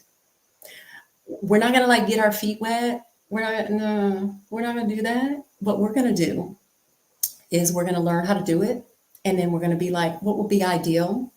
And I'm like, well, let's go for 2 months. And he was like, okay, slow your roll a little bit. 2 months seems like a long time. And then he was like, I was thinking maybe a month. And I was like, mm. And then I said, okay, well, I found some other house sits. How about this house sit? And he was like, yeah, I like that house sit. And I was like, well, that will put us there. You know, that was at the end of the, like further in the trip. I said, so that'll put us there about 5.5 weeks. He was like, okay. And did he have a wonderful time? Asking him. He'd be telling all his friends. He is the resident expert on Europe now. But he is the resident expert because of the trip that I made happen. Yes, it is true. So, one of the first places we went to was Lake Como in Italy, which I have seen on so many movies, and didn't see George Clooney, but you know, or Madonna or any of the other people I believe that have houses there. But it's a place that my husband and I have been talking about going forever. Here's the other thing. I just said we've been talking about going there forever. I mean years. Like since we first met. We've been married 26 years. And what happened? Everything else, life happens, right? Life happens because we allow life to kind of push us around. Not kind of, we do. We let other people make decisions for us. We try to stay within the frame of what other people have told us we need to do to be successful. And the next thing you know, you look up and you haven't been in Lake Como. Let's just say that. You haven't been in Lake Como. But you've done a great job of raising your kids, and you've done pretty well in your career, and you have a nice house in the suburbs, and but you still have bills, and you're working at places that, I mean, you may like the people, but the environment is not conducive to really how you want to live. And so, yeah, you haven't been to Lake Como yet, but you've done all these other things, and everything seems to take precedent. There's always something that's in front of that. So, um, Lake Como was really like a dream. It was a dream. And then we spent some time in the Algarve in Portugal, and we spent time in Lisbon, Lisboa, Comporta, at the beach, also in Portugal, and we did a day in Sevilla, Spain. And being able to be in Portugal and basically in the Algarve, rent a car, drive to Spain, and drive back. The lifestyle, I kid you not, like my husband and I like can't go back. We meaning we can't go back to like the US lifestyle because we've already seen like they're living it up, and over here we ain't doing nothing. We're not doing nothing. And we got so used to the European lifestyle. We got so used to the European lifestyle, no lie. We're over there and we were so ingrained, and it was just like, it was just not even a thing. We were loving it. A girlfriend of mine calls me and she's like, oh, what'd y'all do today? This, that, and the other. And she's telling me about her day. We're catching up or whatever. She's like, so what'd you guys do today? And I said, oh, we didn't do too much. We just went to Spain for the day. Do you hear? And I said it just matter of factly, like, oh, we didn't do too much today. We just went to Spain for the day. I said it just like that. And she literally started laughing in my face on the phone, laughing. She was like, did you just hear what you just said? Did you hear what you just said? And if you would have told me 2 years ago that I would ever have a statement come out of my mouth that said that and be that nonchalant about it, like it is not a thing. Hmm. Hmm. Yes. Yes. Testimony to the power of manifestation and the power of participation in your life. Because I have definitely been living it the last 3 or 4 years. I would love to say that I only wish I participated sooner. And that's what I would. We got another one that went to Spain for the day.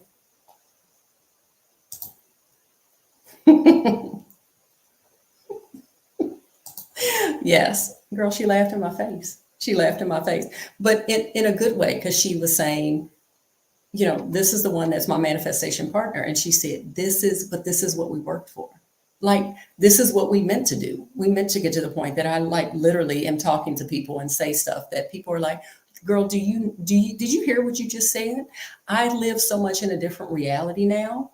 Again, reality that I have created that I've lost sight of what life almost used to be like. I'm just being honest, right? Like, I lost sight of what my life used to be like, because this has become my new norm. And I'm so emotionally and spiritually connected with it and feel that I'm in the right place that I forget. So I say stuff like, I went to Spain for the day. Now I say stuff like, I'm just talking to someone and I'm like, oh yeah, so yesterday I was talking to my realtor in Portugal. And they're like, girl, what'd you just say? I'm like, yes. I was talking to my realtor in Portugal. And it's like not even a thing. It is not even a thing, because it's not anything. And the thing is, it's not even a thing. And it's not anything that anyone in this chat who would want it couldn't create. It's just that we've forgotten how much control we have over things. I'm not saying other people. We don't have control over other people. We have control over us and what we do and how we function and how we move in the world. And a lot of times we forget. We forget. So if you want to hear more about working through that, don't forget to go to my channel, The Luxury Vagabond, on YouTube.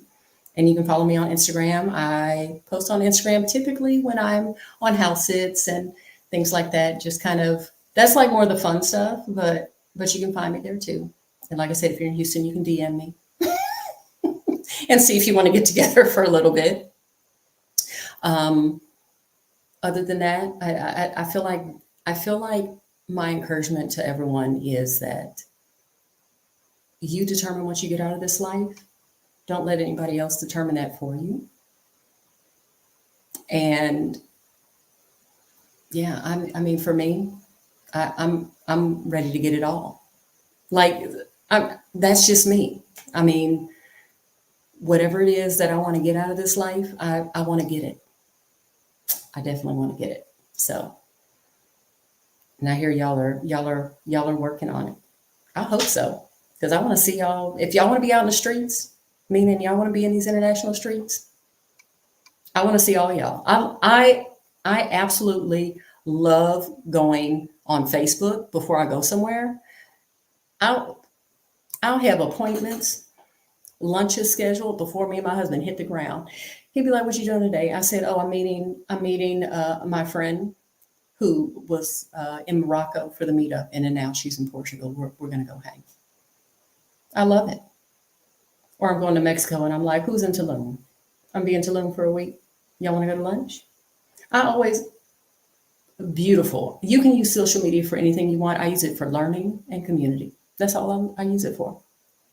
Because honestly, I don't have time to waste on putting things in my mind that are not going to help me achieve what I want. That doesn't mean I don't watch like Bridgerton or something like that, which is like, I call it a guilty pleasure. That's when I want to turn my brain off. Most of the time my brain is on though, because why? Because this takes work every day, but I like the work because I like the rewards.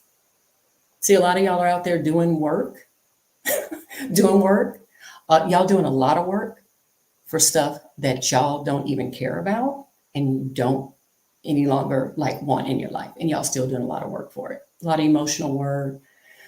It's taxing on you. You doing too much work for the wrong thing. So this, if it means I have to get up every morning and I have to do a morning routine and I have to read my audiobooks and I have to take notes, and even if it means I need to get somebody to help me with my mental health and I need a therapist, I'm going to do all that work because the rewards for this it's all worth it. It's all worth it. I'm grateful for the body that I have, and I want to continue to look good and age gracefully. No shame. I'm gonna go get myself in Pilates class because I'm grateful to have the body that I have. And I'm gonna kick my own butt as much as I need to so that when I go somewhere and I travel, I can climb the 385 steps to whatever chapel or this, that, and the other. And I can still rappel, which is not as easy as it looks, down waterfalls. And I can still kayak or hike volcanoes. I intend to do that until my body says, no, girl, stop. But it's not going to do that unless I stop giving my body what it needs. I know that's how it works. I give to my body so I can continue to get things, get experiences. I don't see any of this stopping. We have an understanding now. I go to class and I don't miss. And then next time I go to do something, I don't sprain an ankle, or I can climb the mountain and I can get the view, or I can do whatever. And I can keep, as long as I keep holding on by end of the deal, I can keep getting on the other side. That's how it works. That's how it works. So I would like for you guys, if you have any questions, to drop any questions in the chat. If there's any questions, if there's something I have not covered. And you know, Stephanie showed me how to star all of these comments that y'all have been just in this chat, in it. And I haven't even been able to star all the stuff that y'all have been talking about.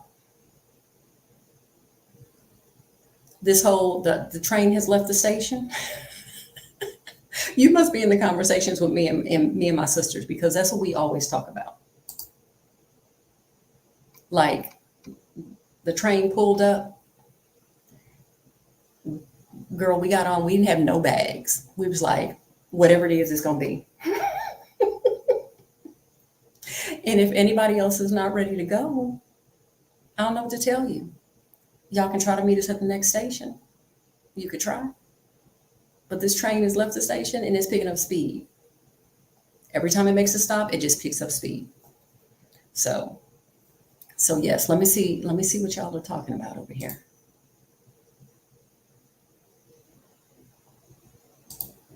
Thank you, Janae. I'm really happy to be here.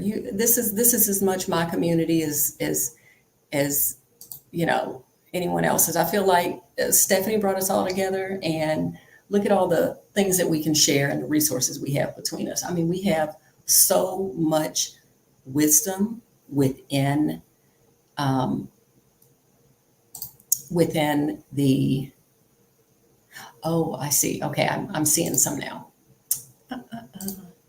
We have so much wisdom within the community. It is really, truly, it's like amazing to me. There's not something I don't want to need that I don't, there's always someone that can tell me something that I need to know. Like, the information is there. Okay, I've seen some people ask this. Unfortunately, we have private health insurance here in the States. And then when I travel, I just pick up World Nomad. We haven't been gone yet. We have yet to be gone long enough that we need to pick up health insurance in a specific state. So when we travel, we have private health insurance here in the United States, which is so expensive. It is ridiculous. We are not happy because so the company I work for, and the private health insurance through, what is it? You know, like the whole Obamacare, things like that. Okay. The marketplace, the insurance we have through the marketplace was still cheaper than the insurance offered by both of our employers. But the marketplace insurance is still not cheap. It's still not cheap. And then when we travel, I use World Nomad. and I've been happy with them. Have I had any claims? I haven't had any claims, but they came highly recommended from like all of my other travel friends. And my son, who is 26, when he travels, he actually uses, I think he uses Safety Wing for insurance, like if you're younger, because it's kind of like this. Safety Wing is great for like nomads and things like that. If you're younger, because, but as you know, they adjust your rate based on your age. And I'm 50. This was 51. And they were like, oh, y'all are more of a risk because y'all might do something y'all have no business doing at y'all age and y'all not in shape to do it. Anyway, they actually became more expensive, like for our age, than World Nomad. So if you're older, I use World Nomad. If you're younger, check Safety Wing because their premiums for when you travel are much better. And so that's the health insurance thing. We haven't had, like I said, we haven't been gone. We haven't been gone long enough to actually have to pick up insurance, country-specific insurance yet. But World Nomad has worked well for us. And like I said, my son, who's younger, uses Safety Wing when he travels because he's trying to, and we're encouraging him try to get his travel life on too. He just got back from London. Okay, let me see. We have a few. I'm finding some questions. Oh, and I'm going to start answering questions. I think it'll be easier if you guys put like a Q in front of your question, and then I can find it. I see like the little hand raise and stuff like that. So I am seeing those, but there's so many ladies in the chat, and y'all are all saying good things. So put a Q in front of it, and then I can like find it easier. Okay, let me see. Okay, we have, oh, I just want to show this because I wholeheartedly believe this. See, I am a big fan of some sort of luxury, not that I deserve it, but the I deserve it mindset. Yes. Yes. Mm-hmm. Definitely deserve it. Okay. We talked about health insurance. I hope that answered that question. Okay. Tips for remote work seekers. Okay, I'm going to tell you what I did, and I am searching right now. So I'm learning to live. I'm with you right now in the search. And I'm not going to lie, it looks crazy when you go into LinkedIn or these other platforms and you see like an hour after a remote job is posted, there's like 200 applications. It's ridiculous right now. Okay. And especially, I'm not going to lie, especially in tech, because they had so many restructurings earlier this year, like in their final fourth quarter. Like, so tech, their calendar works differently, not work differently. They are from fourth quarter ends in July for a lot of companies. So we're in first quarter for them, right? It's not like a January to December thing. So anyway, they're already in first quarter. But, you know, a lot of the companies had a lot of restructuring at the end of fourth quarter, either third quarter, part of third quarter, which would have been the beginning of 2023, right? And then and then the second quarter, which would have been like beginning of summer, right? And so now there's a lot of us that worked in tech, and we want to stay in tech because we like the benefits. And honestly, I'm going to say you work hard in tech, but you play hard too. Like the benefits and the community, like my husband was kind of like, I feel like they worked you too hard. And I was like, I understand what he's saying because I was busy. That being said, I had so much fun. I told you I rarely took any time off. I was too busy having too much fun, like all the stuff that we do. It's just a different atmosphere. Like they make work so fun, you forget that you didn't take any time off. Okay, but anyway, let's get to tips. So here's what I would suggest that I'm also doing this time that I did the first time I found a remote job.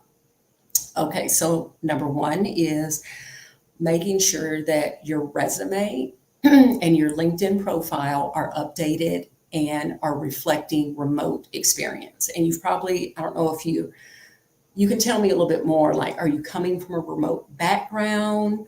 Or did you just have a little bit of a remote working experience during COVID, that type of thing, which is what I had. But I also was able to find areas further back in my career that I had kind of virtual or remote working experience that I could update on my resume because I supported remote teams or I performed remote trainings, those types of things. And back then, yes, I was sitting in the office, but because I was lending support remotely, I was able to tailor those bullet points and things to bring in more of that. I have been working remote. I have been working virtually type thing, even though I was sitting in an office at the time. So tips are update your resume to reflect remote for sure, to show them that you're capable of doing that. Number two, update your LinkedIn profile. Very, very important. And not like generic. It needs to be you, and it needs to be like pretty filled out. My name is Janae Hall, last name Hall on LinkedIn. You're welcome to look at my profile. Your profile does not have to be my profile. What I'm saying is you can take they have like a little training that's like Rock Your Profile. I think it's called Rock Your Profile. Yeah, it's called Rock Your Profile training in LinkedIn. If you want to take that to update your profile or any of these things, if you can't do the resume yourself or you don't feel like comfortable doing it yourself or you don't want to do your own LinkedIn profile, like I did both on my own, but I'm comfortable doing that. If you're not, and if you can afford to pay somebody to do it, then pay somebody. I would say pay somebody to do it. It would be worth it because you have to brand yourself as a remote worker before you get your remote job.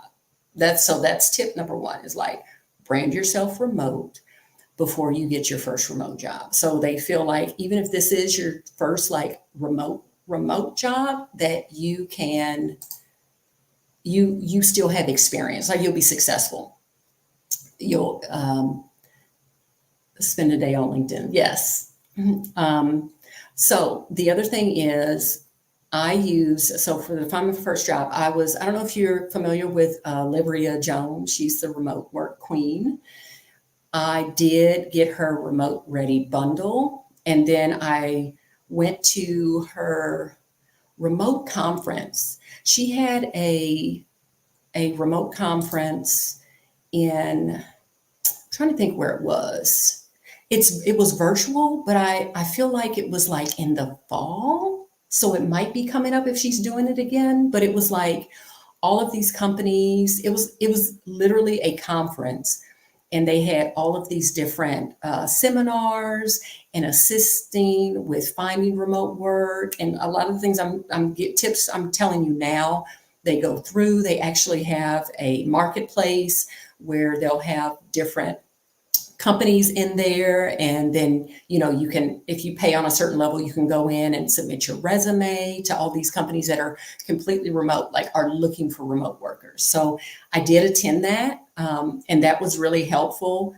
I will tell you ahead of time that I attended that, but I was attending it and I already had an offer to be a remote worker for the company I was working for, but it was still valuable. So I'm saying that's like full disclosure because all of her resources are fantastic.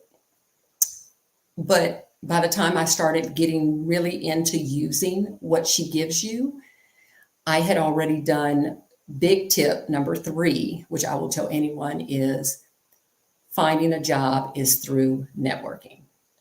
Networking.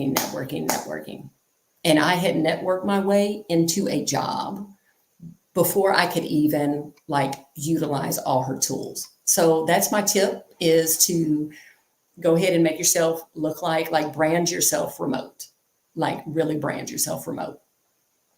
And then after that, use all the Libria Jones stuff that she gives you. She's on Instagram, and I can't remember if it's under her name, Libria Jones, on Instagram or not. But if you Google her, like she is the remote work queen, and she has tips for days. Like, totally encourage, go down her list, all her stuff is yes, yes, yes, do it, do it, do it. And yes, she does have a great channel. I see that you have seen her channel. I watch some of her stuff as well too. So, but it's really I'm not going to lie, it's really the networking. Like, I did all of those things and I needed to do all of those things. And I've even refined them now, but it's the networking. And so this time around, what I'm doing is, because I already have that, I've updated my resume even further. I'm working with two select agencies or headhunters out of California that are looking for me. And then I have this long list of resources of more recruiters. This is one of the things is like, and this is why I say it was worth it for me to transition to tech. Once you move into certain big companies, like once you've already worked for Google or once you've already worked for Netflix, the amount, like, your community is huge, meaning your networking community becomes huge. So back when I was in energy, I had a pretty good community, even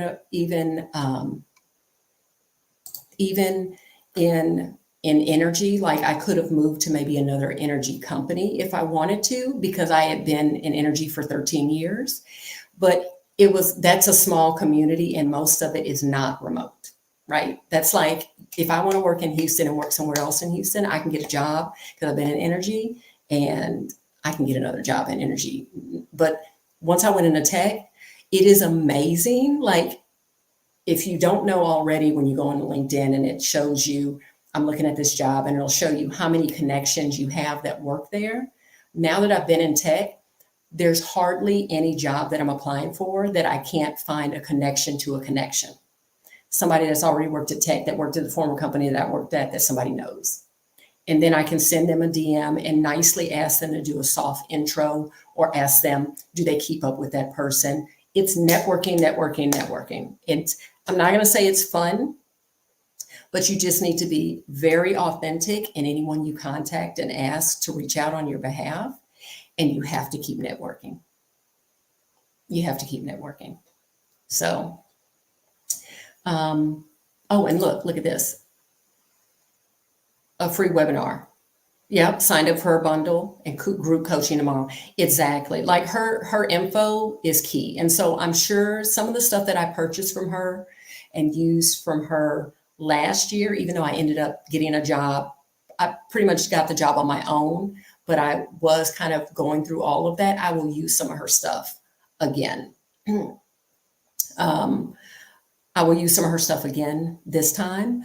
But so far, I've done so much networking and like working with the recruiters that I haven't gotten a chance to like go to the places she told me, or that she tells you, instructs you, like, these sites are just for remote jobs. Because I know she lists those, and I still have that information. I haven't used any of that yet, but I kind of been on sabbaticals. I haven't been looking for a job real hard. I've been very strategic in my job search, and that's also that's also me. The first time I went into the remote job force, this is okay. Another very quick manifestation. Y'all have me tell all the stories. Manifestation story about the job that I got into tech. When I decided I wanted to work remote, I didn't want any job, and the type of company it was mattered the most to me. Like, yes, ideally I wanted to also make more money, but the environment mattered a lot, because I was leaving an environment that I wanted to do. I wanted more of me. I wanted to see more of myself, and I wanted to be in a more positive environment, conducive to me as a person. So I said, I actually research. This is why I say, ask for what you want.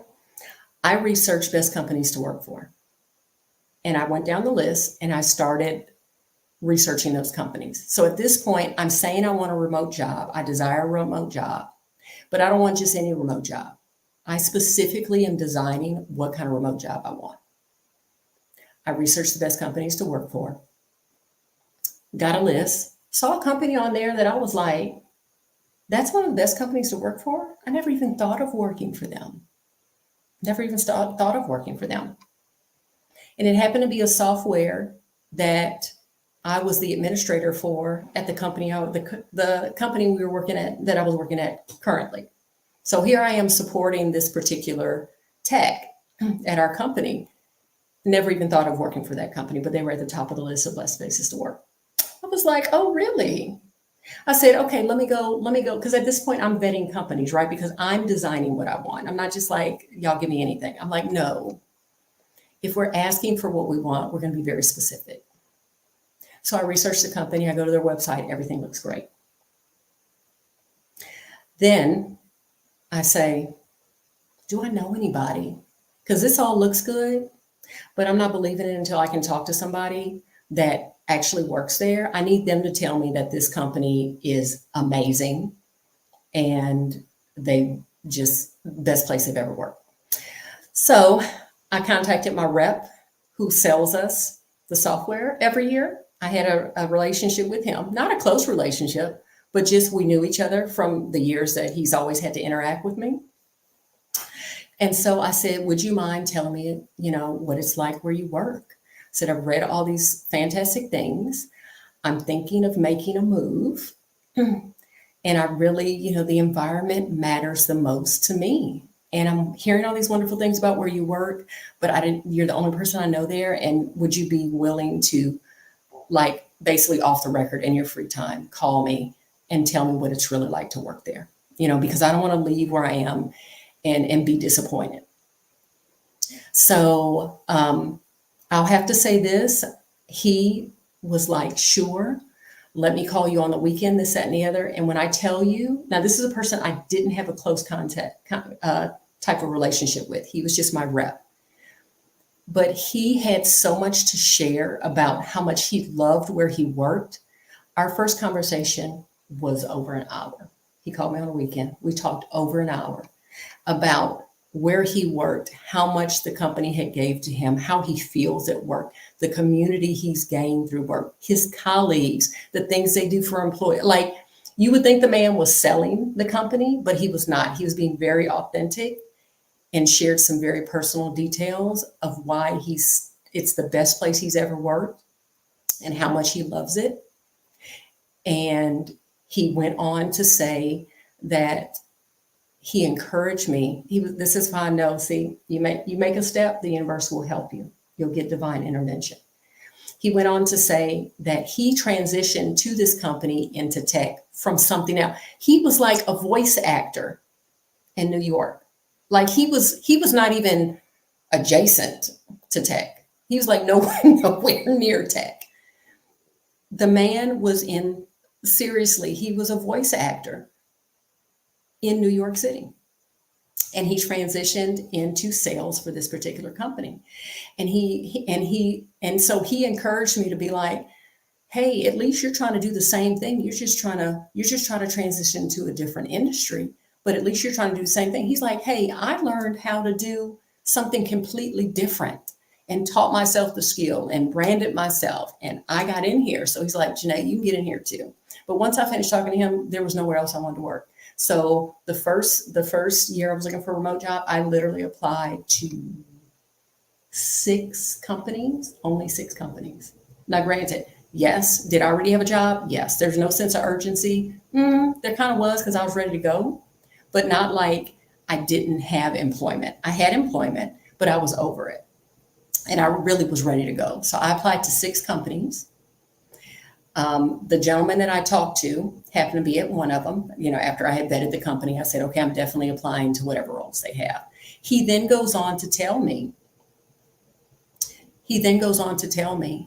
hey, I know someone that does what you do for us. Let me hook you up with her. Again, networking. He offers to have me talk with this person. I end up talking to her. That conversation was 2 hours. It was literally 2 hours. We were like this, like immediate. I said, oh, this is where I need to be because this is my kind of people. This is my kind of people.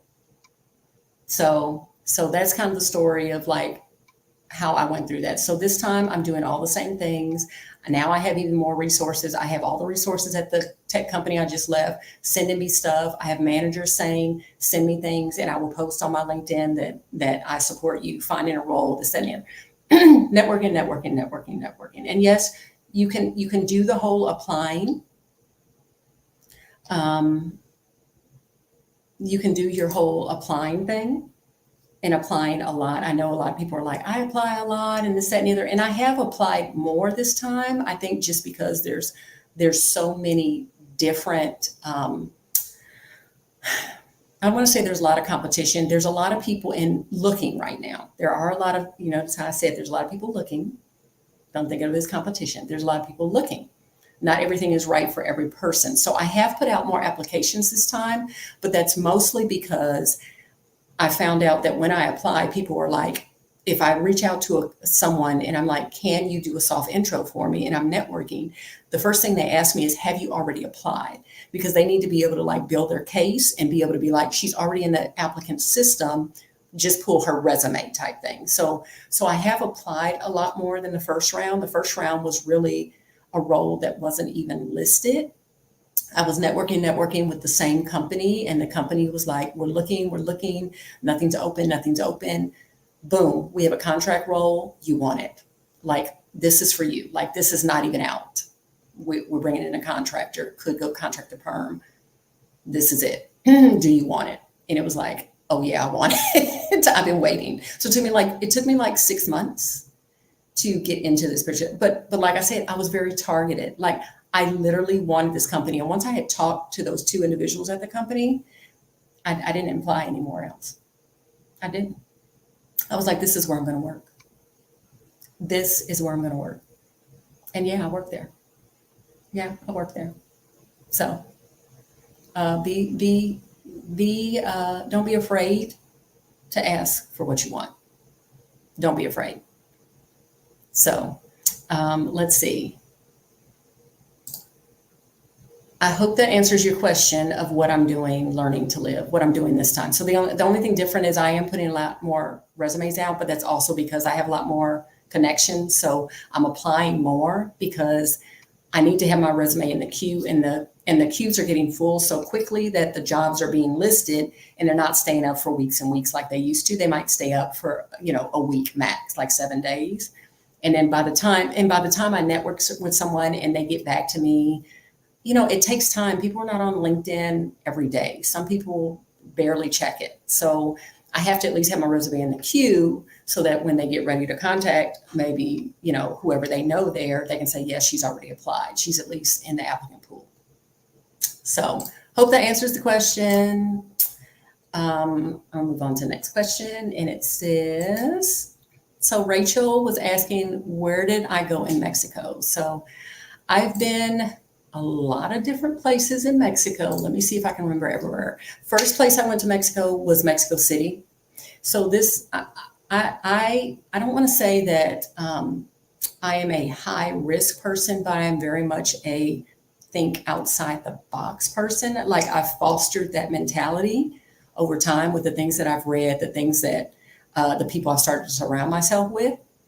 My very first trip to Mexico was Mexico City with my children. And this was years ago when Mexico City is more of a tourist destination now, but this was before Mexico City was like a tourist destination. I watched a video on YouTube and I was like, Mexico City is cheap and it looks fantastic. And a lot of people don't go there. And I'm going to take me and my kids and we're going to go there. And then I wanted to go to a beach while I was in Mexico. And I didn't want to go to Cancun and stuff like that because I was like, everybody goes to, or Cabo. I was like, that's not appealing to me. I don't want to be tourist. And so I watched a video that was only in Spanish at the time and ended up going to Huatulco in Oaxaca. And even my friends who are Mexican here in the States, when they found out I was going to Huatulco, they were like, I've never even been there. I was like, that's why I'm going. The video was only in Spanish on YouTube, and that's why I want to go. I want to go where Mexicans go, Mexican families. And it was the most beautiful experience. So Mexico, I've been going to Mexico City ever since, went back to Huatulco. So Mexico City, Huatulco, Merida, Tulum, Valladolid, I said Tulum, Bacalar, Guanajuato, San Miguel. I feel like I'm missing some. That might be it, or I might be missing a few. I feel like I'm missing a few, but that's where I've been in Mexico. So mostly kind of central, southern Oaxaca area, and then Quintana Roo, that area. Haven't been to Chiapas. I still have plenty of stuff in Mexico on my list. Plenty of stuff on my list. I love Mexico. I could live in Mexico. I could live in Mexico, but it's not a 100% fit for my husband. And for us, even in retirement, though, we really want what Portugal has to offer as far as like safety and healthcare and all of that. So, but I could live in Mexico. So let's see. Oh, there was a question about was my networking remote, and the answer was yes. I didn't get a chance to put it up on the screen, but my networking was remote, meaning we talked on the phone. I had never met the people. We would do some video calls because we got so close. It would be like, hey, let's talk about what's going on and what's going on in the company, that kind of thing. So let me see. Lots of job stuff. How did you get to I hear a lot of people are crossing. I have no idea. Yes, you don't realize what transferable skills you have. Now, here's the thing, and Libria will tell you this, that you have transferable skills, and there's a lot of non-tech jobs. I am an executive business partner or an executive assistant, chief of staff. I do not have a tech background. I have a non-tech job at a tech company. So if you're in accounting, if you're administration, those types of things, they hire for that too. You don't have to be a programmer or any of that kind of stuff. I am testifying that yes, you can have a non-tech job at a tech company. So whatever your skills are, you don't have to like learn to code and all of that. I mean, of course, are there more jobs in that type of skill set? Of course there are, but that doesn't mean you have to have it to transition into tech. So let's see what else. Oh, she's just talking about AI to rebrand management. Yes. And that is something new that I did do since AI has been around this year, more frequent for everybody to use, is that I used ChatGPT to rewrite some portions of my resume. So I had my resume, and then I put in there in ChatGPT, I'll say, rewrite a descriptive resume. Use this statement or use these statements as bullet points. And then I list the bullet points from my resume I already had. And then I just see what it comes up with. And it, game changer. Yep, use it. So let me see. We're getting a lot of like resume and job. Are there any other questions about y'all out here looking for jobs? Y'all are like, we don't want to talk about travel. We don't want to talk about travel. We want to talk about getting a job. And I'm out here with y'all looking for my next opportunity, or as we say, my next play. Oh, remote queen job finder. This was Gigi was asking this. Gigi Cakes, Libria Jones, and it's spelled Lybria, I think. She's yes. So, and Learning to Live did drop that in the chat for you. Another one, and then trying to transfer with the company. I don't feel like I'm qualified to speak on that, but me personally, I'm actually open to that. The last recruiter, one of the recruiters I'm working with in California, one of their questions obviously is like, what kind of positions are you looking to relocate? I mean, they know I'm looking for remote, but they were like, would you be willing to relocate if you were willing to relocate? Standard question, right? And actually the only thing I put in there was for me was Europe. So if they did have a multinational company and they want to move me and my husband, Y'all can move me. Then we don't have to worry about taking on all the expense and waiting a couple of years before we like sell our house and have enough money in the bank to do all this on our own. So if you can get an American position with a company that has a location abroad. Now, I don't know how the salary thing works. Like I said, I don't feel like I am an expert in that area just because I haven't done that. But for me, there it is. Somebody put it up. It was the Quick Commuting Academy. Yeah, definitely. But yes, I would definitely, I'm open to that. Like I am open to that as well right now. A lot of the positions that I'm being put in for or applying for are remote and you can kind of work anywhere, but some of them do have geographical restrictions as far as you still have to have a tax home in the United States. They don't say where it has to be in the United States, but you have to still have a tax home here. And so what worked for us is, of course, we still live in Texas. Our tax home is still Texas. So we can still be gone whenever. There was no restriction on how long I could be working abroad because I was a contractor and the tax home was here. But if you were a full-time employee, one of the things was you would have you had a max of how many days in a row you could work remotely in another country. It had something to do with the taxes. So like I had colleagues that would want to spend a lot longer in another country working, and corporate regulations would say you can only stay this long, and then after that you could, like, if you want to stay longer there, you need to, I think it's like 28 days, 29. It's a tax thing. It's not a like they care where you are. It's a tax thing. So you can only work in that location, like that particular country, for I think 28 days. And some people that want to stay longer would be like, I'm gonna work 28 days and I'm gonna take vacation because we had unlimited PTO. They would take vacation so they could stay longer if they didn't want to move on to another country. So if you go to another country, you could reset that time. That was my understanding. So, but like I said, I'm not an expert on that, but yes, let's see. Do y'all have any other, do y'all have any other questions on anything? I'm willing to talk about healthcare, this, that, and the other. But we're not going to stay on all day because y'all ladies have stuff to do.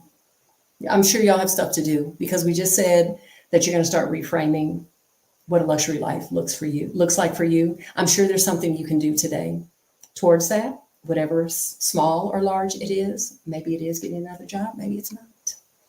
Maybe it's not. Let's see. I think we're almost done because everyone's kind of looking for jobs. LinkedIn. My LinkedIn, glass half full. My LinkedIn is Janae Hall, Hall. You'll see, I look the same. It's me.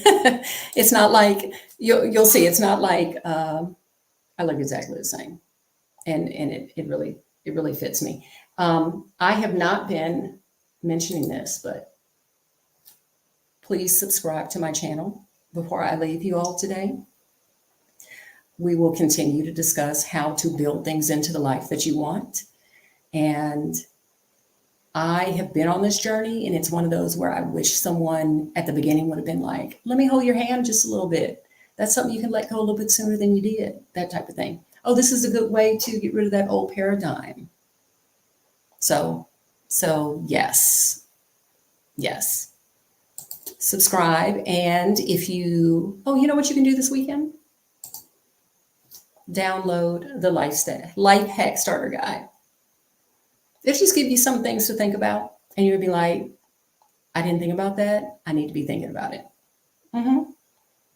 Yes, do that. Okay.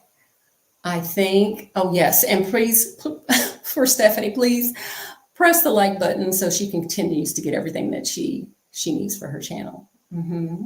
I know y'all will be back next week when she's back, and I hope she had like a great time at the family reunion, and that I did her justice today in her absence. I really hope I did. So if there's not any other questions, I'm going to let y'all go because I feel like there's work y'all need to do. It is Saturday. And it's what, 11 o'clock Central Time? Mm-hmm. I know I have stuff to do. If anything, I might be taking a nap though, because I was hanging out kind of late last night.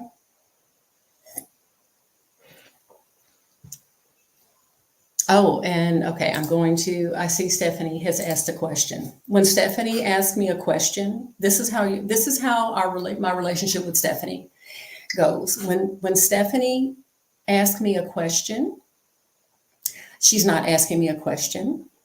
She's telling me to do it in the nicest way. So I guess I am going to make a video on the books because Stephanie just put that out there. And I do what Stephanie says. She's because I love everything she's given to all of us. So it's not her requests are not requests. She writes them as requests, they're not requests. So yes, I think we're gonna end on that note. Lenora, I'm so happy. That was the point. That was the point today. Think about it and envision it. But you have to work on it all the time. How about this? You get to work on it all the time. You can permanently work on what does a luxury life look like for me? What can I do today? It's kind of fun if you look at it that way. I get to do this. So, this is I'm not going to get into it. We didn't even talk about like vision boards and all that. Another day, another time, we'll do that. So I want to thank all the ladies that joined me today as your stand-in host for Stephanie while she was enjoying her family reunion. And I hope she did get to have some fun today and even get some rest in today in between because she really gives so much to us. So I hope today I gave the community, what it's been giving me, I gave back and that you guys enjoyed it. So don't forget to subscribe to my channel or download the Life Hack Guide and enjoy the rest of your weekend. Love you all. Bye.